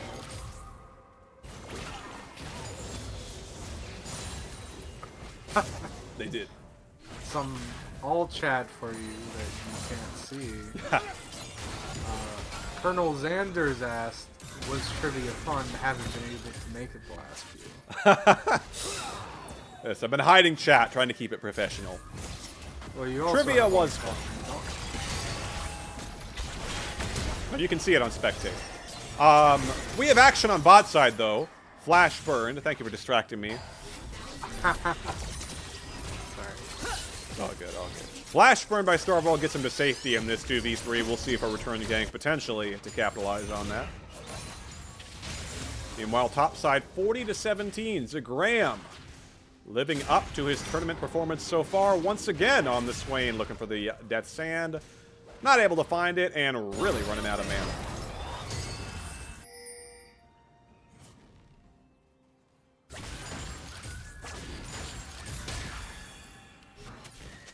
Fairly even across the board. We'll do a quick gold check-in here. About 500 nearly, 450 gold in favor of Zagram top side. The rest of the map, just about dead even. Overall, though, yeah, I mean, about 1,000 gold lead in favor of Dang That's a Nice Duck. They got a bit on the Senna. Doing well. And that Catalyst picked up by Zagram. Gonna help him out a little bit with the mana issues. And here we go. Demonic Ascension. He's gonna chase down that Shen and force the flash out from Rockets. Ghost burned. Here comes the flash from Ulfbald. And that is a lot of damage onto Charlie Tilt. Forces the flash out from the Veigar as well. Best hand gonna pull top side. But still, flashes burned, ghosts burned, no deaths just yet. 6.5 minutes with no deaths. Are we watching the same tournament? This is not the Guardians Cup I'm familiar with. I think one difference is both junglers are just full clear non-stop. I feel like Yeah. last game was a little bit more early action from the junglers coming out. Absolutely. We've scarcely seen junglers interacting with anybody. The closest interaction we've seen was one of the junglers interacting with me via ult chat. Here we go, Stand United. Xander's doesn't have an ult, but he does have a Shen. The taunt comes through onto Zagram. No Demonic Ascension available, no Ghost available. But here comes Scodalero. The reinforcements are there. The flash away from Xander's will not save him. He's going down. First blood to Dang That's a Nice Duck. Now Rockets could be in trouble. No flash. Looking to turn onto Zagram, but he is not able to do it. Kited away. Double kill for Skoto's Rek'Sai. That's gonna be huge. I hate a Fed Rek'Sai.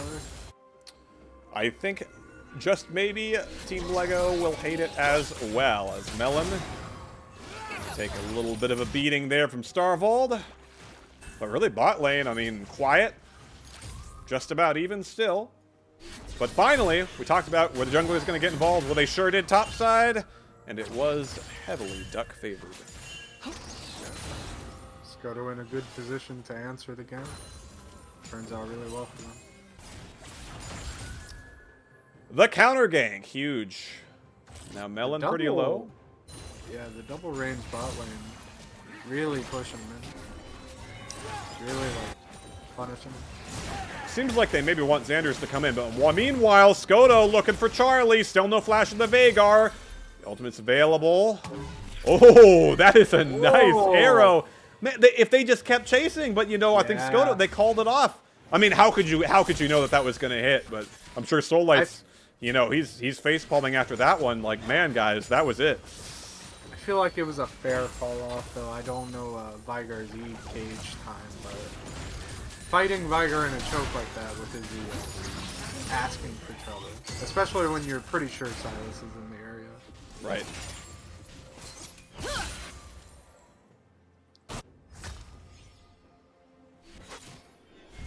Some nice hawk shots coming out to the scout. Yeah, crucial. Hard to jungle against, absolutely. And a mountain break there. Here comes the Nethergrass. Scodolero looking for the kill onto Charlie. And the return Nethergrass comes through from Xanders, but now he finds himself in a 1v2 with no flash of his own. He's burning down the Malefic Visions. Pick up a double kill for Ulfald.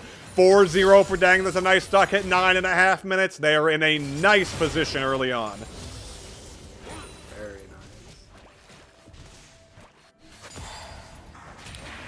I mean, crucially, we talked about, you know, the eyes being on Zagram and being on Charlie Tilt. Well, Charlie Tilt is now 0-1, and Zagram, well, he might not have any kills, but boy, he helped that top side thing happen. That was Scodolaro picking up the gold there, and actually, it's really been Scodolaro, the difference maker across the map right now.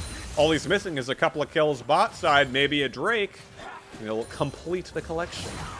That is also a Rod of Ages to a Giant's Belt. You know, Giant's Belt sounds like quite an impressive item, but it really is just a, you know, wallet full of health that, it's something. It helps, actually. But it's no Bammy Cinder, that's for sure. Certainly not. Well, it's been the junglers recently making these plays happen, and Scodolero wants another one. Flashable for Melon. The Featherstorm is going to get the Xayah back, but they're just chasing her down, and there comes Skoto.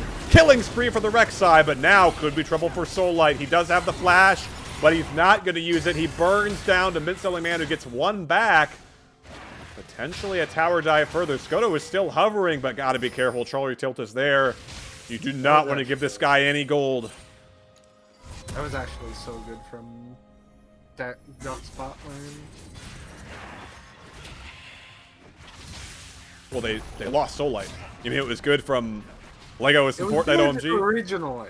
No, Okay. no. They played the initial catch on Xayah like perfectly. They landed everything. Yeah. In the day, though, 1 for 1. I mean, at least kill going over to the Rek'Sai rather than kill or versus the kill going over to the Rakan is definitely something. Here we go. We're going to trade Demonic Ascensions. This is always fun. Both players, but here comes the Stand United. This is not a 1v1. Here comes the Senna Dawning Shadow There's trying to no help Zagram. way. Wait, what? He's still alive. I thought it was not going to happen, but Zagram has found himself a kill. Wait a minute. Wait a minute. What? In an absurd turn of events, Zagram, the hero of the Guardians Cup, has again turned the odds on their head, found himself 2 kills, he is on the board. Is there anything this man cannot do? That was Roadiv, by the way. He did not have the mana for that without Roa's passive Eternity. Be careful though, Charlie Tilt, he's suppressed. There is the kill for Ulfald, who's on a killing spree of his own. 3-0 for the mid and the jungler of Dang, that's a nice duck. Striking hard and fast early on here. 8-1 the kill score, 6,000 the gold lead. Taunt coming through into Zagram, but I don't think he minds. The Ducks are all in a row as we crest towards 13 minutes. Not a good start here for Legos and Fortnite OMG. They're going to need a lot to claw their way back. That was a good one. Ducks in a row. As they crest. Oh. Ha! That was actually unintentional. I can't take credit. But it's going to go in my highlight reel. And I'm going to say I did. A lot of plates going over to the ground. Yeah, that is true. I don't think the Silas jungle's working out too well. 0-3, I would say not, and potentially a dive bot side. I mean, if Featherstorm is there, it didn't go that well for the Ducks last time. Yeah, they're going to call it off. Yeah, it's so hard to dive a Xayah, especially Xayah Rakan.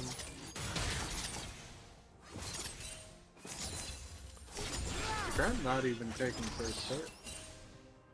Not just yet. No, he's contenting himself with the entirety of Xander's topside jungle, actually. Wandering around in there. That's where Zagram is at home. The wild Zagram. Hang on, though, and Shen Crystal Arrow onto Soul Light. They're going to find him. Xander's wants something back. Looking to answer. Flash is there for the Ashe, but it's not going to be used. Starvald, though, will use his, but I don't think it's going to be enough to get him away. Dotting Shadow trying to stay alive. He's firing on the Senna, but he will fall. The Flash. Here comes the Nether Grasp, and Ulfbald has found his 4th kill of the game. It's action in mid and bot, but 9-3, and Zagram even finds a turret on top. There you go. That was the Silas working out. That was an amazing engage from Silas Rakan. He finds the arrow, Scudalero, and does have the Void Rush if he wants it. I think they're baiting it, though. I think he's too smart. Hang on, though. What is the damage? Okay, Scudalero's already found 1 kill. He still has the Void Rush. Stand United, though, got to be careful. No flash available for Skoto. The heal is burned to try to get the vision. They are going to try to take down the Rek'Sai, and they're going to... hang on, though. The Void Rush does a lot. Whew. That was a good effort by Scudalero, but in the end, the shutdown gold goes over to Shiny Melon. That's not what you want to happen if you're a Ducks fan. Soullight and Starvald are here on the hunt, but actually, hang on, they're going to slow. That could be a cat.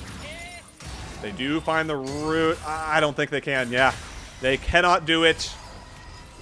Legos and Fortnite OMG finding a bit of momentum here in the last couple of minutes, and now Ulfbald, oh no, he's looking for the kill. He's going to find Xander's, though, but he's got reinforcements. Charlie Tilt is on the way, too. Nether Grass coming up in about 10 seconds. Got to be careful. Soullight's got to be careful. Charlie Tilt is on the lookout here. Outnumbered, though, forced back mid. 0-3 on the Veigar. He's not used to this. This is the carry of this team. And Zagram still pushing top. Nobody can match this swing.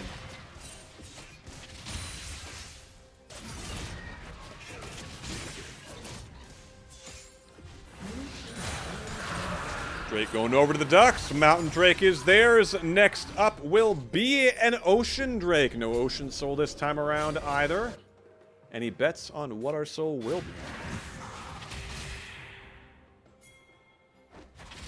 Saying, I'm going Infernal again, but hang on. Nethergrass from the Charlie Tilt. There goes the Veigar. Here comes the return Nethergrass, but that's not what you want to do. He's in the middle of Zagram's Swain, and now Rockets does not have the flash. It's going to be up soon, but will he have it in time? It's coming in maybe 10 seconds. Rockets is taking a lot of damage under turret. I think the flash is not going to save him now. One more Death Sand is going to pick it up.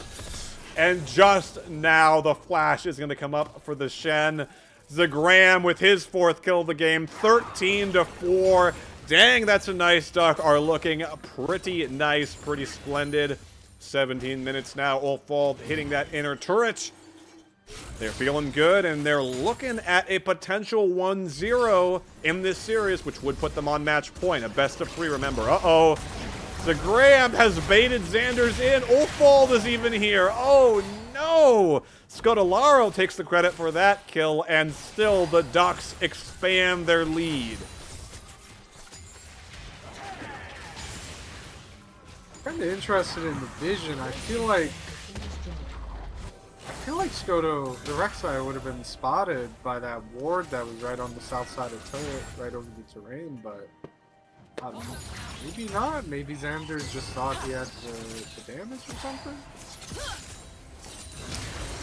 Not sure. I mean, hey, if you're on Legos and Fortnite OMG, sure, it's a best of 3, but in this one, I mean, you don't want to go down 0-1, and they're in a hole. They're in a bad spot, so potentially a little bit of panic, really looking for a play setting in, and hey, they found one. That's Charlie Tilt. He's finally on the board. A kill onto the Veigar. You'll take that. That was a hard comment, though.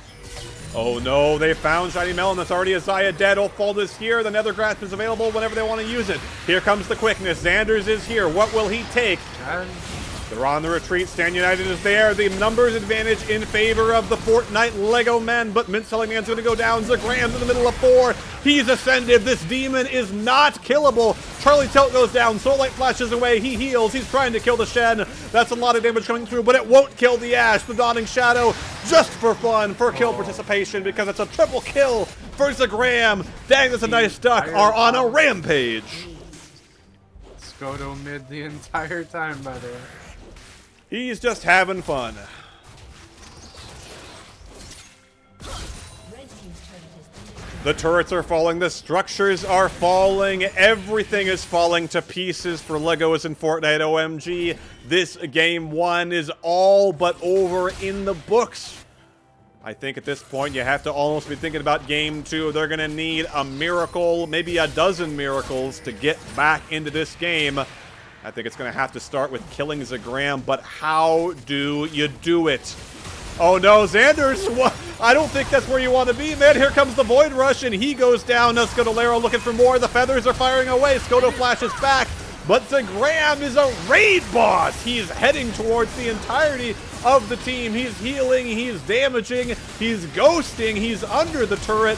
Here comes Ulfbald. Finally, the damage comes through. It's a slow and steady process, but it's perfect. An ace for the Ducks, and they have just maybe done enough to win this game. I don't think they're getting the swing in this game. You know, it's possible. We may see a draft adaptation. Oh, there comes the stun. Is it enough? Oh, he's just autoing him. Crazy. The basic attacks. Hey, Soul Light, you know, I think we flame a little bit here. We try to be professional. Sometimes we have to call things out. We talked a little bit about the bot lane, potentially last game for the Ducks. They have been showing up this game, and those arrows have been true. That is Legolas on the Ashe right now, I think, not Soul Light. And there's already one Nexus turret going down. The next one's going to be pressured. Demonic Ascension again, why not? Zagram, he's looking, he is unkillable. He's taunted, a lot of damage coming through. Maybe Charlie Tilt. That is a low swing. The ultimate, though, it's not there for Charlie just yet. It's coming up soon. But, I mean, the Nexus is going to go down. How do you make a stand here, Charlie? He doesn't even want to try. The Nexus is gone. Exploded. Dang, that's a nice dock with a victory in game number 1 of our finals. Holy. There was a crazy Birdman in the top lane. His flock was ravenous indeed. Zagram with 30,000 damage, running the entire game, 9-0 and 11. A gargantuan titan of a player in the top lane for the Ducks. Will he get his hands on the Swain? I doubt it. I think we're ready for the next game. Let's see. Lobby's up. Hopefully, we've had a couple of technical difficulties this time around in this tournament, but hopefully it will be a pretty short wait before we get into the draft for game number 2. We will, though, go to a brief break. Get your snacks and beverages, but don't close your Twitch stream. The Guardians Cup will be back for game 2 with the finals. 1-0 already for Dang That's a Nice Duck. Can the Fortnite Lego OMG gamers bring it back? Or will we witness a 2-0? Catch it in a few minutes.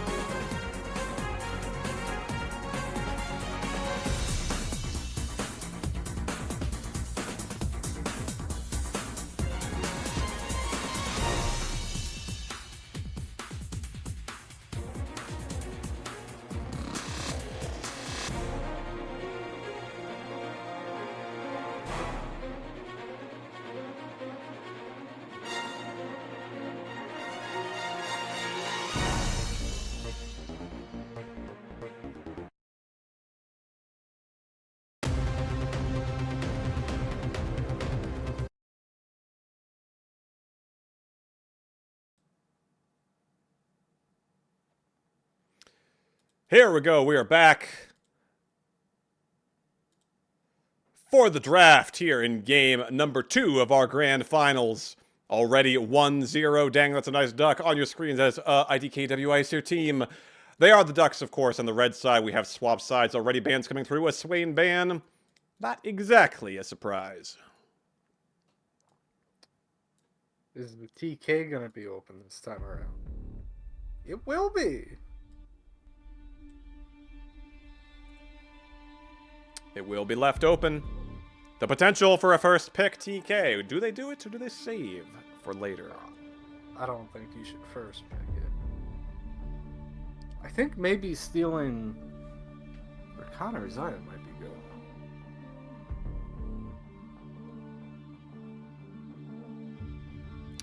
Rek'Sai banned away as well, and Fiddlesticks, which I do believe was banned last. I remember a Fiddlesticks ban appearing, and I cannot recall exactly where. But this time, we're gonna witness him in game.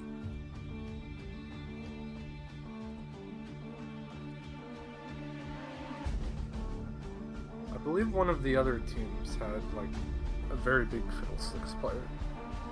I can't remember which team. Well, the Ashe, once again, for Mr. Solites, is going to be locked in. I expect bot lanes coming through. I mean, I don't know if you change the Xayah Rakan. I mean, would you?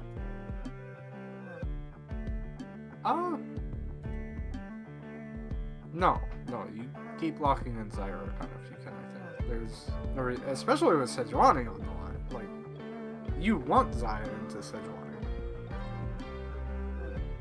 Oh, it's gonna be Kate though.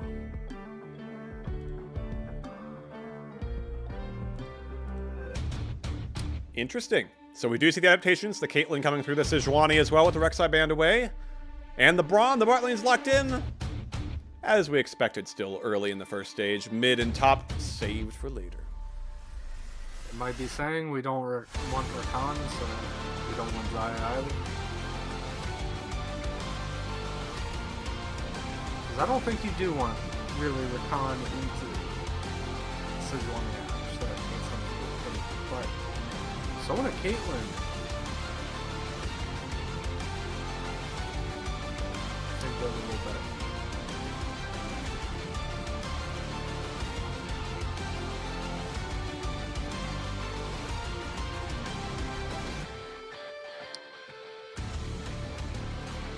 Brand is locked in.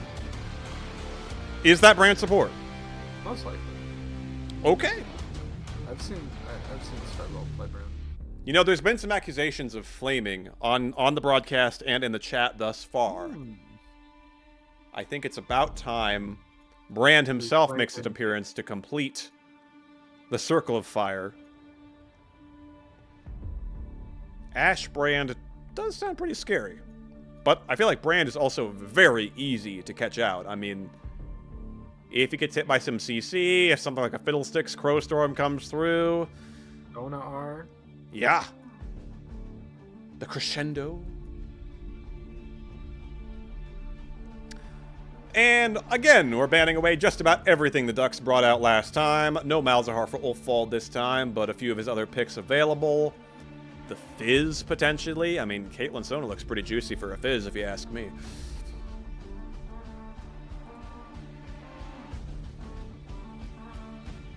Morg banned away. Potentially a Morg mid ban, I guess. The Singed. I assume it's a Singed mid ban, too. I mean, because it was banned last time, even with top lane already picked.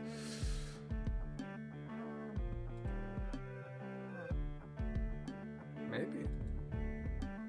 I mean, you were saying Fizz. I think with Sejuani, Fizz does sound pretty nice.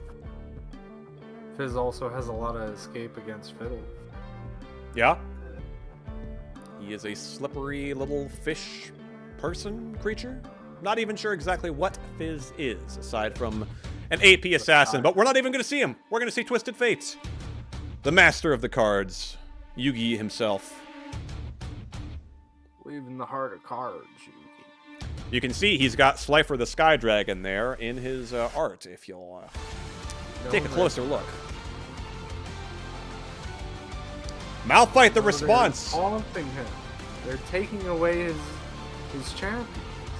Graham threatened the Malphite in chat previously if there were bans. The Tom Kenshis Open, do they want him to pick? Oh! That is a Vayne. Is that a Vayne mid? Or is it a Malphite mid and a Vayne top? Blind. No, wait. This is Malphite mid, Vayne top. They want the TK. They want the Vayne into the TK matchup, I suppose. Mr. Charlie Tilt is a Malphite mid connoisseur. Oh. So A this is gentleman Vayne and a top. scholar. Yeah, as all Malphite players are. I shall tell the truth. Rock solid. Callista. Callista top? Oh! We're seeing a Callista Vayne top lane matchup? There is no way. That is what we like to see, although I don't like to see Sejuani with no melees on her team, but you know, the draft goes where the draft goes. It happens. You adapt on the fly. You make the calculations. These are some team comps. I don't know how you play Callista TF Brand Ashe into a Malphite Fiddle, but... AP Malphite Fiddle, by the way. oh no. Well, we'll see how quick they are in the flashes, and if they're on cooldown, God help them, because it's going to be a terrifying couple of minutes. Here we go into the, you know what I'm going to do? I'm going to leave this draft up on everyone's screens until the fake draft, or the real draft, however you want to phrase it, has happened, because, oh, and they've actually done us the courtesy of having a blind pick, so it's even faster. That's lovely. I think with that, we'll just throw it up on your screens. Here we go. You're already seeing adaptations coming in. Adaptations in the type of lobby made, yes. Key. Key. So, Twisted Fate into AP Malphite mid, Callista top into Vayne top, Sejuani with no melees, Brand support. I don't think we really could have asked for anything else outside of like an Urgot AD carry in this game.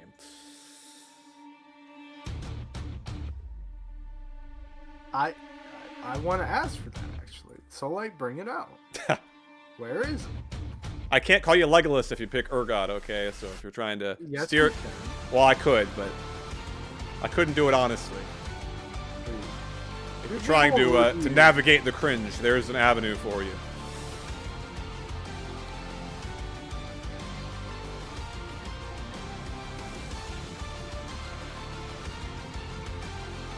This should be interesting. That's all I can say. Well, okay, we're going to be about 3 minutes before we get into our game. Steiner, anything you want to say about this most unique and bizarre of drafts here in Game 2? As a reminder to our viewers, Dang That's a Nice Duck is already up 1 game, as you see on your screens indicated.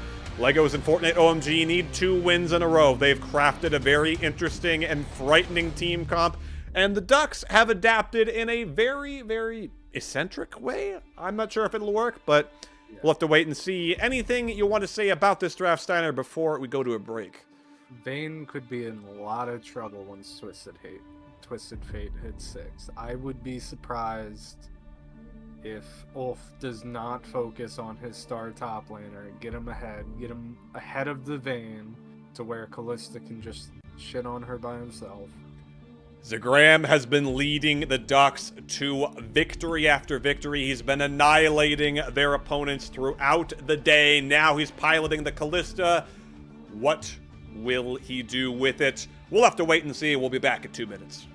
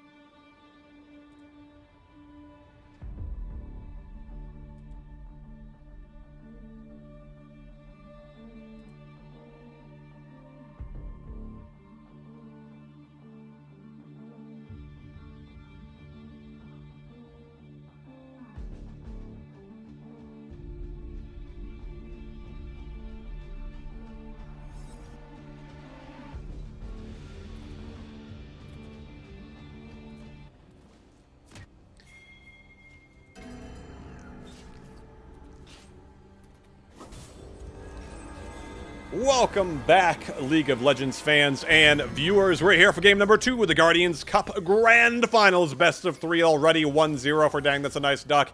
And a interesting game, a very, very fascinating draft has gotten even more bizarre as we now see proof that, in fact, while Charlie Tilt is still in the mid lane position, everything else has been turned topsy-turvy. Mint-Selling Man swapping from support to AD carry, Rockets from top to support, Xanders from jungle to top, and Shiny Melon from AD carry to jungle. This is quite the adaptation, if there ever was one. Above the law? Think again.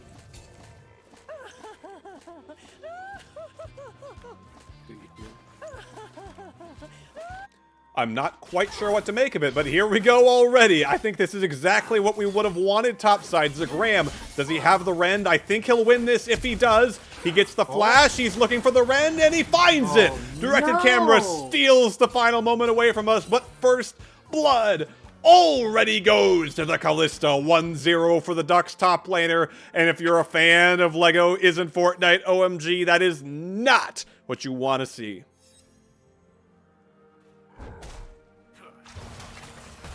Starts early.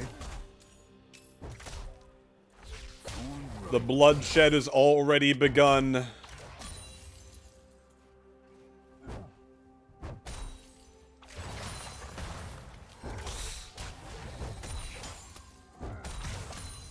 Well, that's one for this game to start.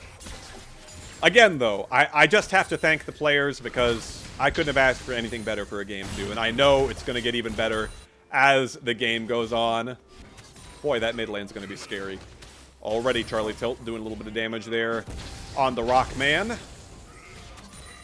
That's the one thing about Malphite, though. He Qs 4 times. That is his mana pool. That's all he's got. He's kind of like if you're playing Magic the Gathering and you don't mulligan when you've only got like one land at the beginning of the game. Oh no. Oh no! Oh. I think he could have gotten that kill. He just needed to dash forward and take a turret shot. I mean, narrow escape there for Xanders. I mean, as a Vayne main myself, I hate to see it. And shout out to Xanders for picking Vayne. It's lovely, lovely, but unfortunately, for Legos and Fortnite OMG, this is a very rough start.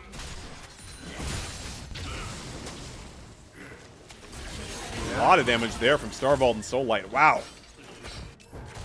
Nothing's there. Laying on the hurt. Dishing out the pain in the bottom lane. Charlie Tilt and Ulfald both trading quite a lot with their health bars here, and I'd be worried. I mean, Ignite Malphite, sure, he's got to be careful with the mana, but man, I swear AP Malphite damage just comes out of nowhere. It does. I resent this, by the way, chat. I have picked Vayne more than any other champion in Arena recently, okay? Give me some credit. Not a Vayne one trick, but Scudolero. I thought you were. Well, it's up to interpretation, I suppose. Starvald walking forward, gonna get the stun there, and a lot of damage on the Mint-Selling Man. I don't think a kill. Meanwhile, top side, a scuffle over the Scuttle, and now Ulfald, the Ignite. I think that last tick will maybe do it. Yes! Oh. He goes down. Man, Charlie, he knows his damage. He knows his Malphite. 1-1 now equalized, and Scudolero finds himself in a 1v2 until Zagram. Okay. I think he probably could have gotten over the wall with the Pierce, but I don't know if he messed it up. I think he messed it up. Maybe. Not to flame. I failed out about 80% of the time, but potentially a double kill there for the Kalista. So again, I think luck or misplays from the Ducks factoring in there. Although, man, okay, Hextech Alternator on Charlie's Malphite. Again, we talk about Charlie and Zagram. Yes, it's a team game, but these two are the two guys we've been keeping our eyes on, and now this Malphite already has a kill. He's going to be dishing out a ton of damage, especially once he gets that Unstoppable Force at level 6. Yeah, I mean, the one thing with Alternator on AP and Alpha is just, you don't Q on cooldown, you Q on Alternator cooldown. And it does too much. Way too much. The donut. The donut of death. Soullight, It's like we got 1v2 a here. Scarecrow. No Crowstorm available, but the Fear, I mean... okay, Soullight's alright. He's okay. It's okay. I love this this bug where we have a permanent Fiddlesticks icon on the other side of the map where he isn't. Isn't that his passive? It is it is very eye-catching. I don't know the right word for it. We can investigate. Yeah, it's one of his little... oh, boy. Meanwhile, top lane, 6-3, the level difference. 44-12, the CS difference. Potentially another kill. Oh, man, if that Pierce lands, I think it is. Just... I don't know what to say here, top lane. I mean, everything is going wrong.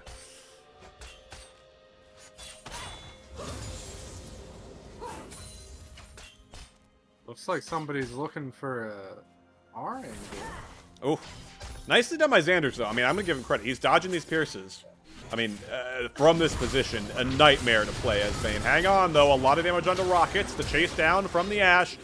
Smart flash from Rockets there before those slows kick in. You got to get out. Big CS lead in the bottom lane, by the way. After Soullight picks up that wave, he's probably ahead like 10 CS. We'll check the gold right now. 2,500 to 1,300 top side, and about 150, 170 there in bot lane. But yes, minions available for Soullight for the taking. Careful, though. Level 6. I mean, yeah, Twisted Fate, level 6, sure. But that He's been Malphite. looking for it. That's a juicy Sona. She just wants some fruit. Hang on, though. Starbolt, here comes the chase down. Here comes Ulfball. There's the heart of the cards. The stun and the kill goes over to Soullight. 2-1 now for the Ducks. Hit her with Raw the Sun God. You never want to see it. You don't. It's a Graham, though. I don't know what the Pierce cooldown is, but he could have another kill. One more auto, and the Rend should get it. Oh, he didn't have the Rend. I think he already used it. He didn't have the cooldown available. So again, Xanders escapes with a sliver of HP. Meanwhile, Bot River, Charlie Tilt, one more auto, we get the stun. This is a squishy Malphite, but I don't think squishy enough to die. Gotta be careful. Oh, no! Flashed away from Scodalero, but Starbolt not so lucky. The brand goes down. Here comes the Glacial Prism from Scodalero, but again, a lot of damage is going to come through, and Ulfball falls as well. Meanwhile, topside Xanders. Oh, if he managed to get that Condemn in the wall. Oh! The punish comes through from Zagram. Action all across the rift, but 3-3. We have another bloody game on our hands. I think I could have predicted it. It's going to be a good one.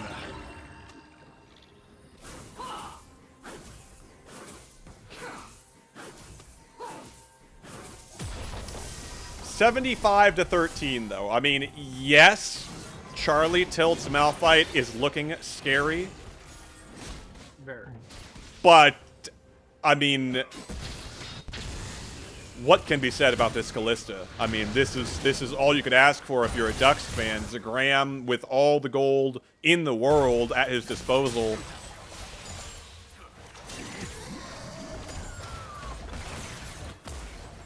I mean, he's basically a god right now if he keeps this up. He's a god and there's 9 mere mortals. I don't know. I mean, the question is going to be, when Charlie Tilt presses the R button on the Kalista, what exactly do you do at that point? All the gold in the world is not going to save you from this man. That's what second item GAs are for. There you go. Zagram again chasing down. Look at the damage. Forces the flash out of the Vayne.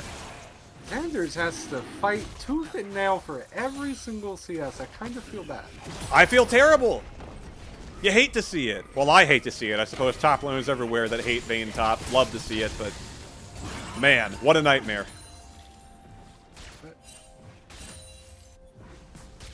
The power of the counter pick, the last pick there for the Kalista. For Zagram, they saved it for him. And he's showing him why it was the right decision.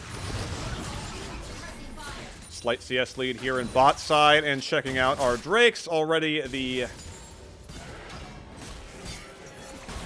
first one going over to the Ducks. The second one's going to be an Infernal. Graham's doing a little goofing. He's goofing around in the enemy jungle as he does, as he is wont to do. The wild Zagram rampaging in the jungle, and now has been condemned to the wall. Has found himself in a crow storm, looking for the turn. Almost finds it. That is disgusting, but he does fall. And wow, what a breath of fresh air for Xanders. Finally, Melon helps him out there, and a kill, a little gold, a little bit of time to farm for the Bane.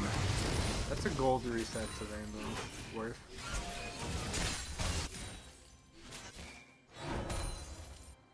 Here comes Scudolero. They're looking for the Malphite. They're not going to find the charge. They are going to get the flash. Okay. They'll take it. They'll take it.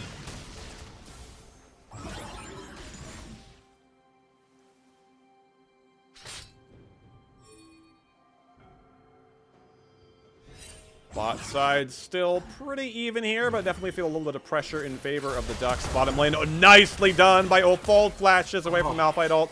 I'm going to say nicely done. I know for some of you high elo non-boomers, that's easy peasy, but I'm going to say nicely done. Dodges away from the damage. Downside is that is a long cooldown, much longer than Charlie's all-powerful, unstoppable force, which will be back up.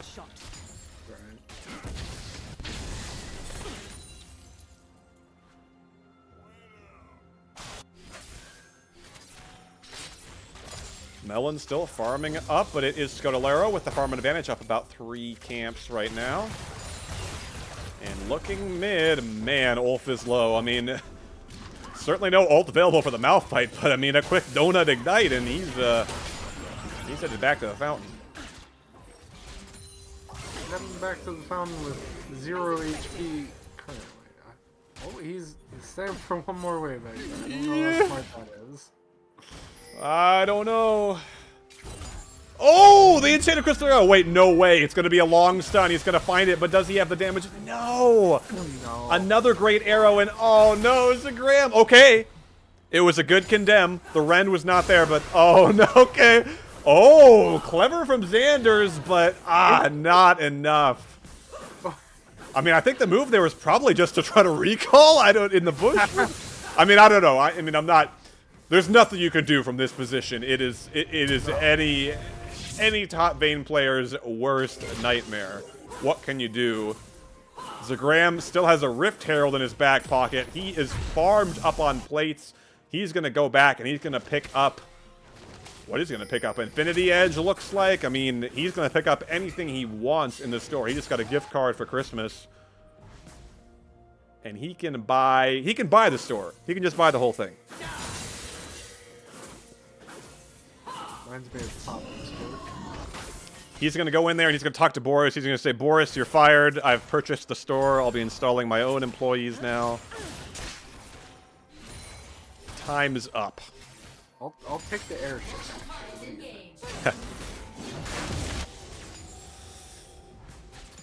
Well, 4-4 still the kill score. We've been talking like it's, you know, the end of the world. Armageddon there in the top lane. It certainly is, but... I mean, we're still very early in this game, and this is still a very powerful Malphite. That's the Bloodthirster first item from the Callisto. Okay. Wow. That's the I live here card. That's the ancient Season 4 tech, the Bloodthirster Rush, and now the Enchanted Crystal Arrow, the Chain CC. It's freezing cold for Mint Selling Man, and he is dead. It's gonna be the Legolas tech. I mean, I don't know. Is that really a Legolas tech? It was like a point-blank shot.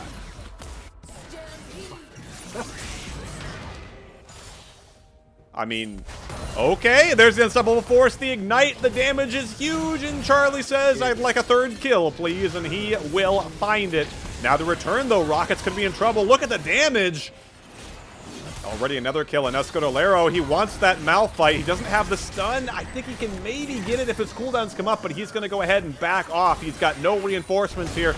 Meanwhile, Zagram topside laying waste to turrets. Forces another flash out of the veins. Scudolero got away mid, but 5,000, the gold lead for Dang. That's a nice duck, and I think Zagram has found himself a turret. Again, it is disaster for Legos and Fortnite OMG. He insta-clears wave. Just cute. Very nice. That's how far ahead he is. Crazy. Just plain crazy. Zagram wants a blue sentinel all to himself, and I think he's going to get it. It's funny how long that Fiddlesticks totem has been sitting there. I mean, if you were farming that vision score mission for the pass, this is a good way to do it. Oh no, Xanders. Okay, the Pierce doesn't connect. I mean, if it did, boy, the damage is just insane. Look at the guts on this guy. He's just sitting there. He says, the Gromp is mine. Go ahead and smite. I've got a rend. Crazy. Meanwhile, Scotolero's doing some jungling of his own on the bottom side. Smites away that Infernal Drake. A pair of dragons now in the possession of the Ducks. That's a Malphite with R walking through. You don't want to mess with that. Yeah. He's got to find something, though. I mean, the pressure is mounting here for Legos and Fortnite OMG, and they do find Ulfball, Unstoppable Force. What can you do? Now the flash away. Okay. Some consolation there. Forces the flash as well out of the Malphite, but that is a 4-0 Malphite. I mean, he's going to kill somebody, maybe some buddies. And Channel Crystal Arrow does not find anybody. Crowstormer's there. Scotolero is 1v4 now on the backside. And he could be in trouble. Xanders has got to be careful on the Vayne, but now get those silver bolts clacking, and that should be a kill going over. The heal might have gotten Scoto away. Ace in the hole, though. The crescendo. Still the Sejuani survives, but at last falls. A couple of flashes and ultimates later. And Legos and Fortnite OMG are right back in this game. In fact, with the kill lead 8-6, but the goal is in favor of the Ducks and is all in the back of Zagram. He has double his lane opponents, and can he get that shut down? Yes! Ulfbald is there with a Destiny just to say hi. The two main carries of these teams in a showdown. It's Zagram that comes out on top. It's the Ducks that come out on top. It's not looking good for the Fortnite gamers, and now Mint-Selling Man is behind enemy lines here.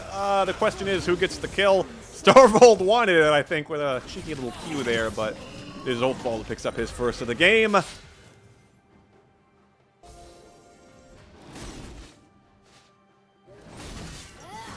Dominant start here for the Ducks. I mean, yes, the kills are coming through for the Malphite, but I don't know if it's going to be enough. I mean, he has to kill Zagram. He's got to kill Zagram in these fights, and then we're talking. That's what you're banking on if you're a fan of Legos and Fortnite OMG. You got to see the Unstoppable Force slamming the Kalista, one-shotter, get her out of the fight, and then what can the rest of the Ducks do? That will be the question. Ulfbald and Soullight, though, looking. The Condemn is used. The slow is there. Xanders, does he have the fancy feet? He's looking. So much damage from the Twisted Fate, though. The wild cards are there, and there comes the stun. It's going to be Ulfball picking up the kill, and they should pick up a Rift Herald for the trouble as well. Melon's not close enough to contest. Yet another Void Beast in possession of Dang This Nice Duck. What will they use it for? What more structures can they break open with it? We'll have to wait and see.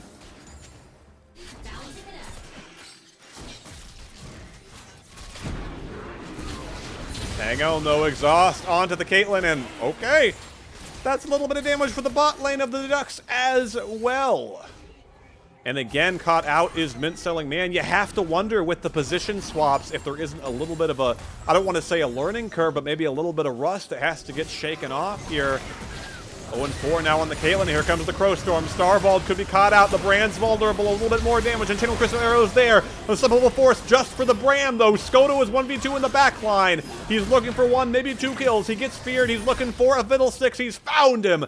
Here comes Zagram, the man of the hour for the Ducks. Chasing down Charlie Tilt. Gets the Ren. Gets the slow. Another one from Soullight. And there are the spears. Zagram gets his 5th kill of the game. He does have a Quicksilver Sash. This is absolutely falling apart across the rift for the LEGO Fortnite gamers. Another turret goes down, a Rift Herald at the beck and call of the Ducks, and now looking for an inhibitor turret. Xanders is alive. He's just having ball topside. At last, he gets to take down some minions, but at what cost? It's only a Sona, and now joined by the Fiddlesticks. Can they stop Zagram and his team? I don't know. They're knocking on the Nexus. They're knocking on the Grand Finals doors. There's another kill. The Fates Call will pull the Sejuani to safety, and now Xanders is on the hunt. He finds Ulfbald. He finds Soullight. The turret's helping him out. But Zagram, he's exhausted. He's looking for kills, the heals. That is not enough damage for the Kalista. At last, he falls again. Again, the shutdown to Xanders, who finds himself 4-4 with a static Shiv in his belt. Not bad.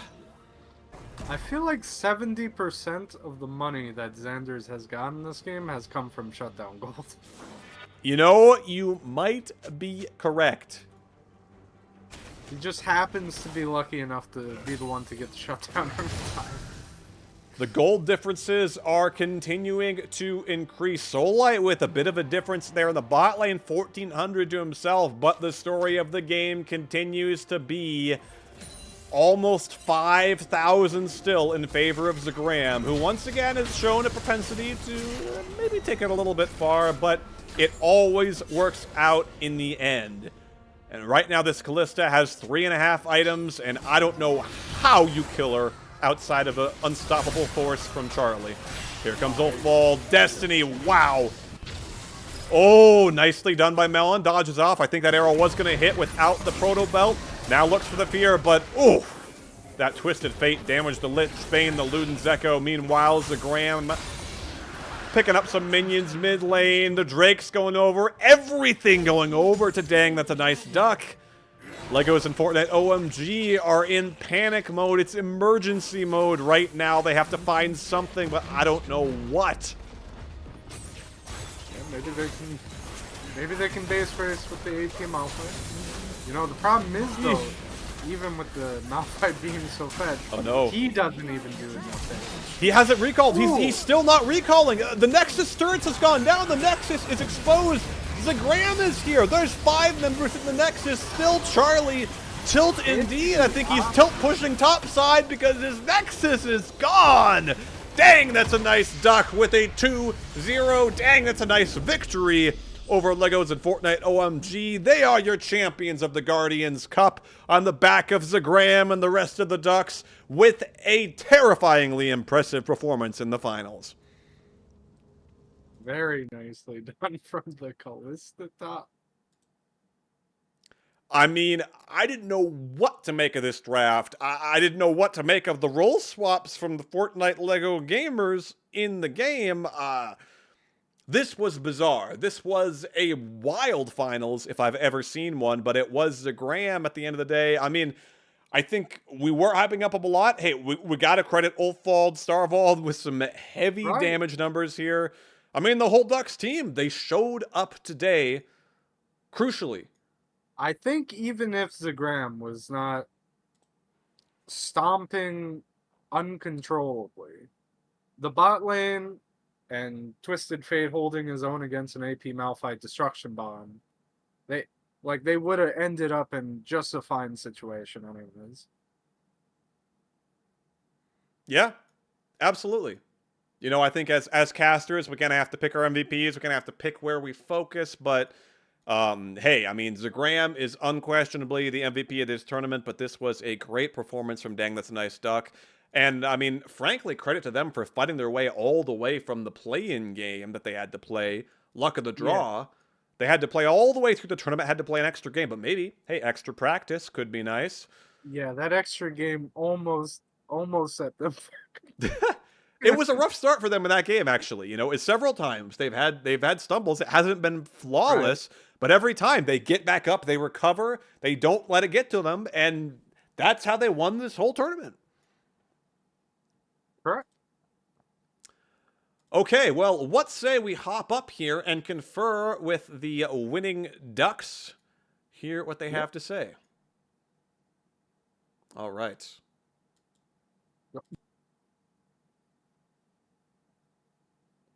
Hello, hello, Dang That's a Nice Duck.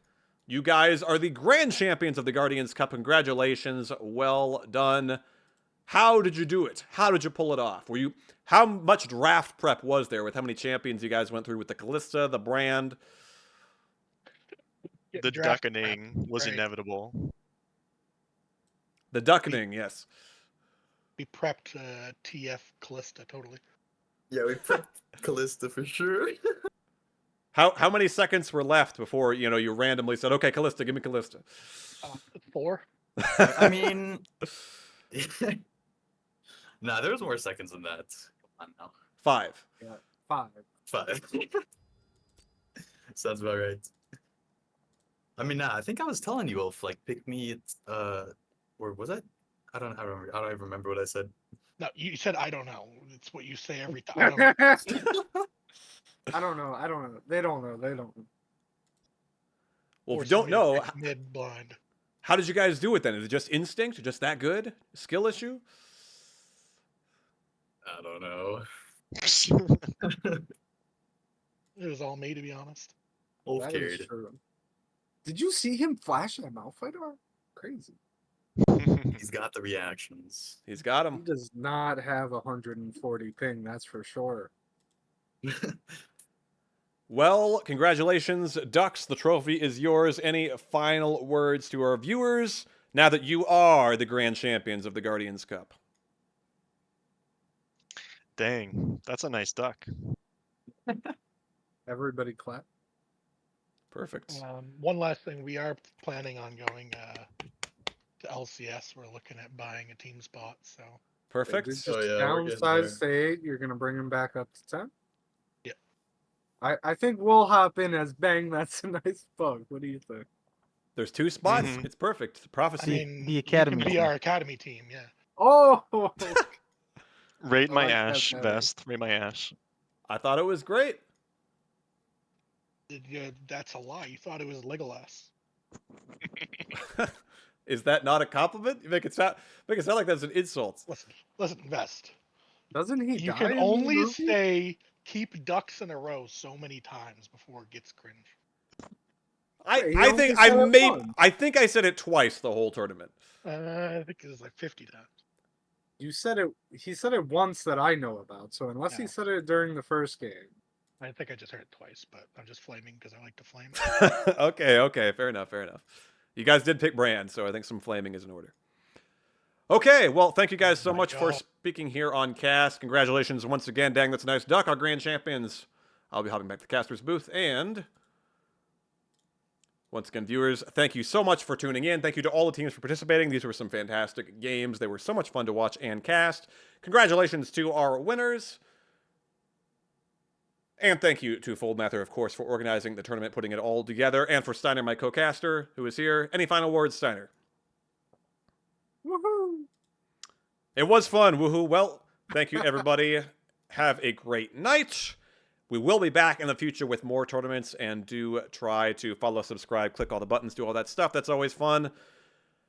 We will see you guys next time. Good night. Good.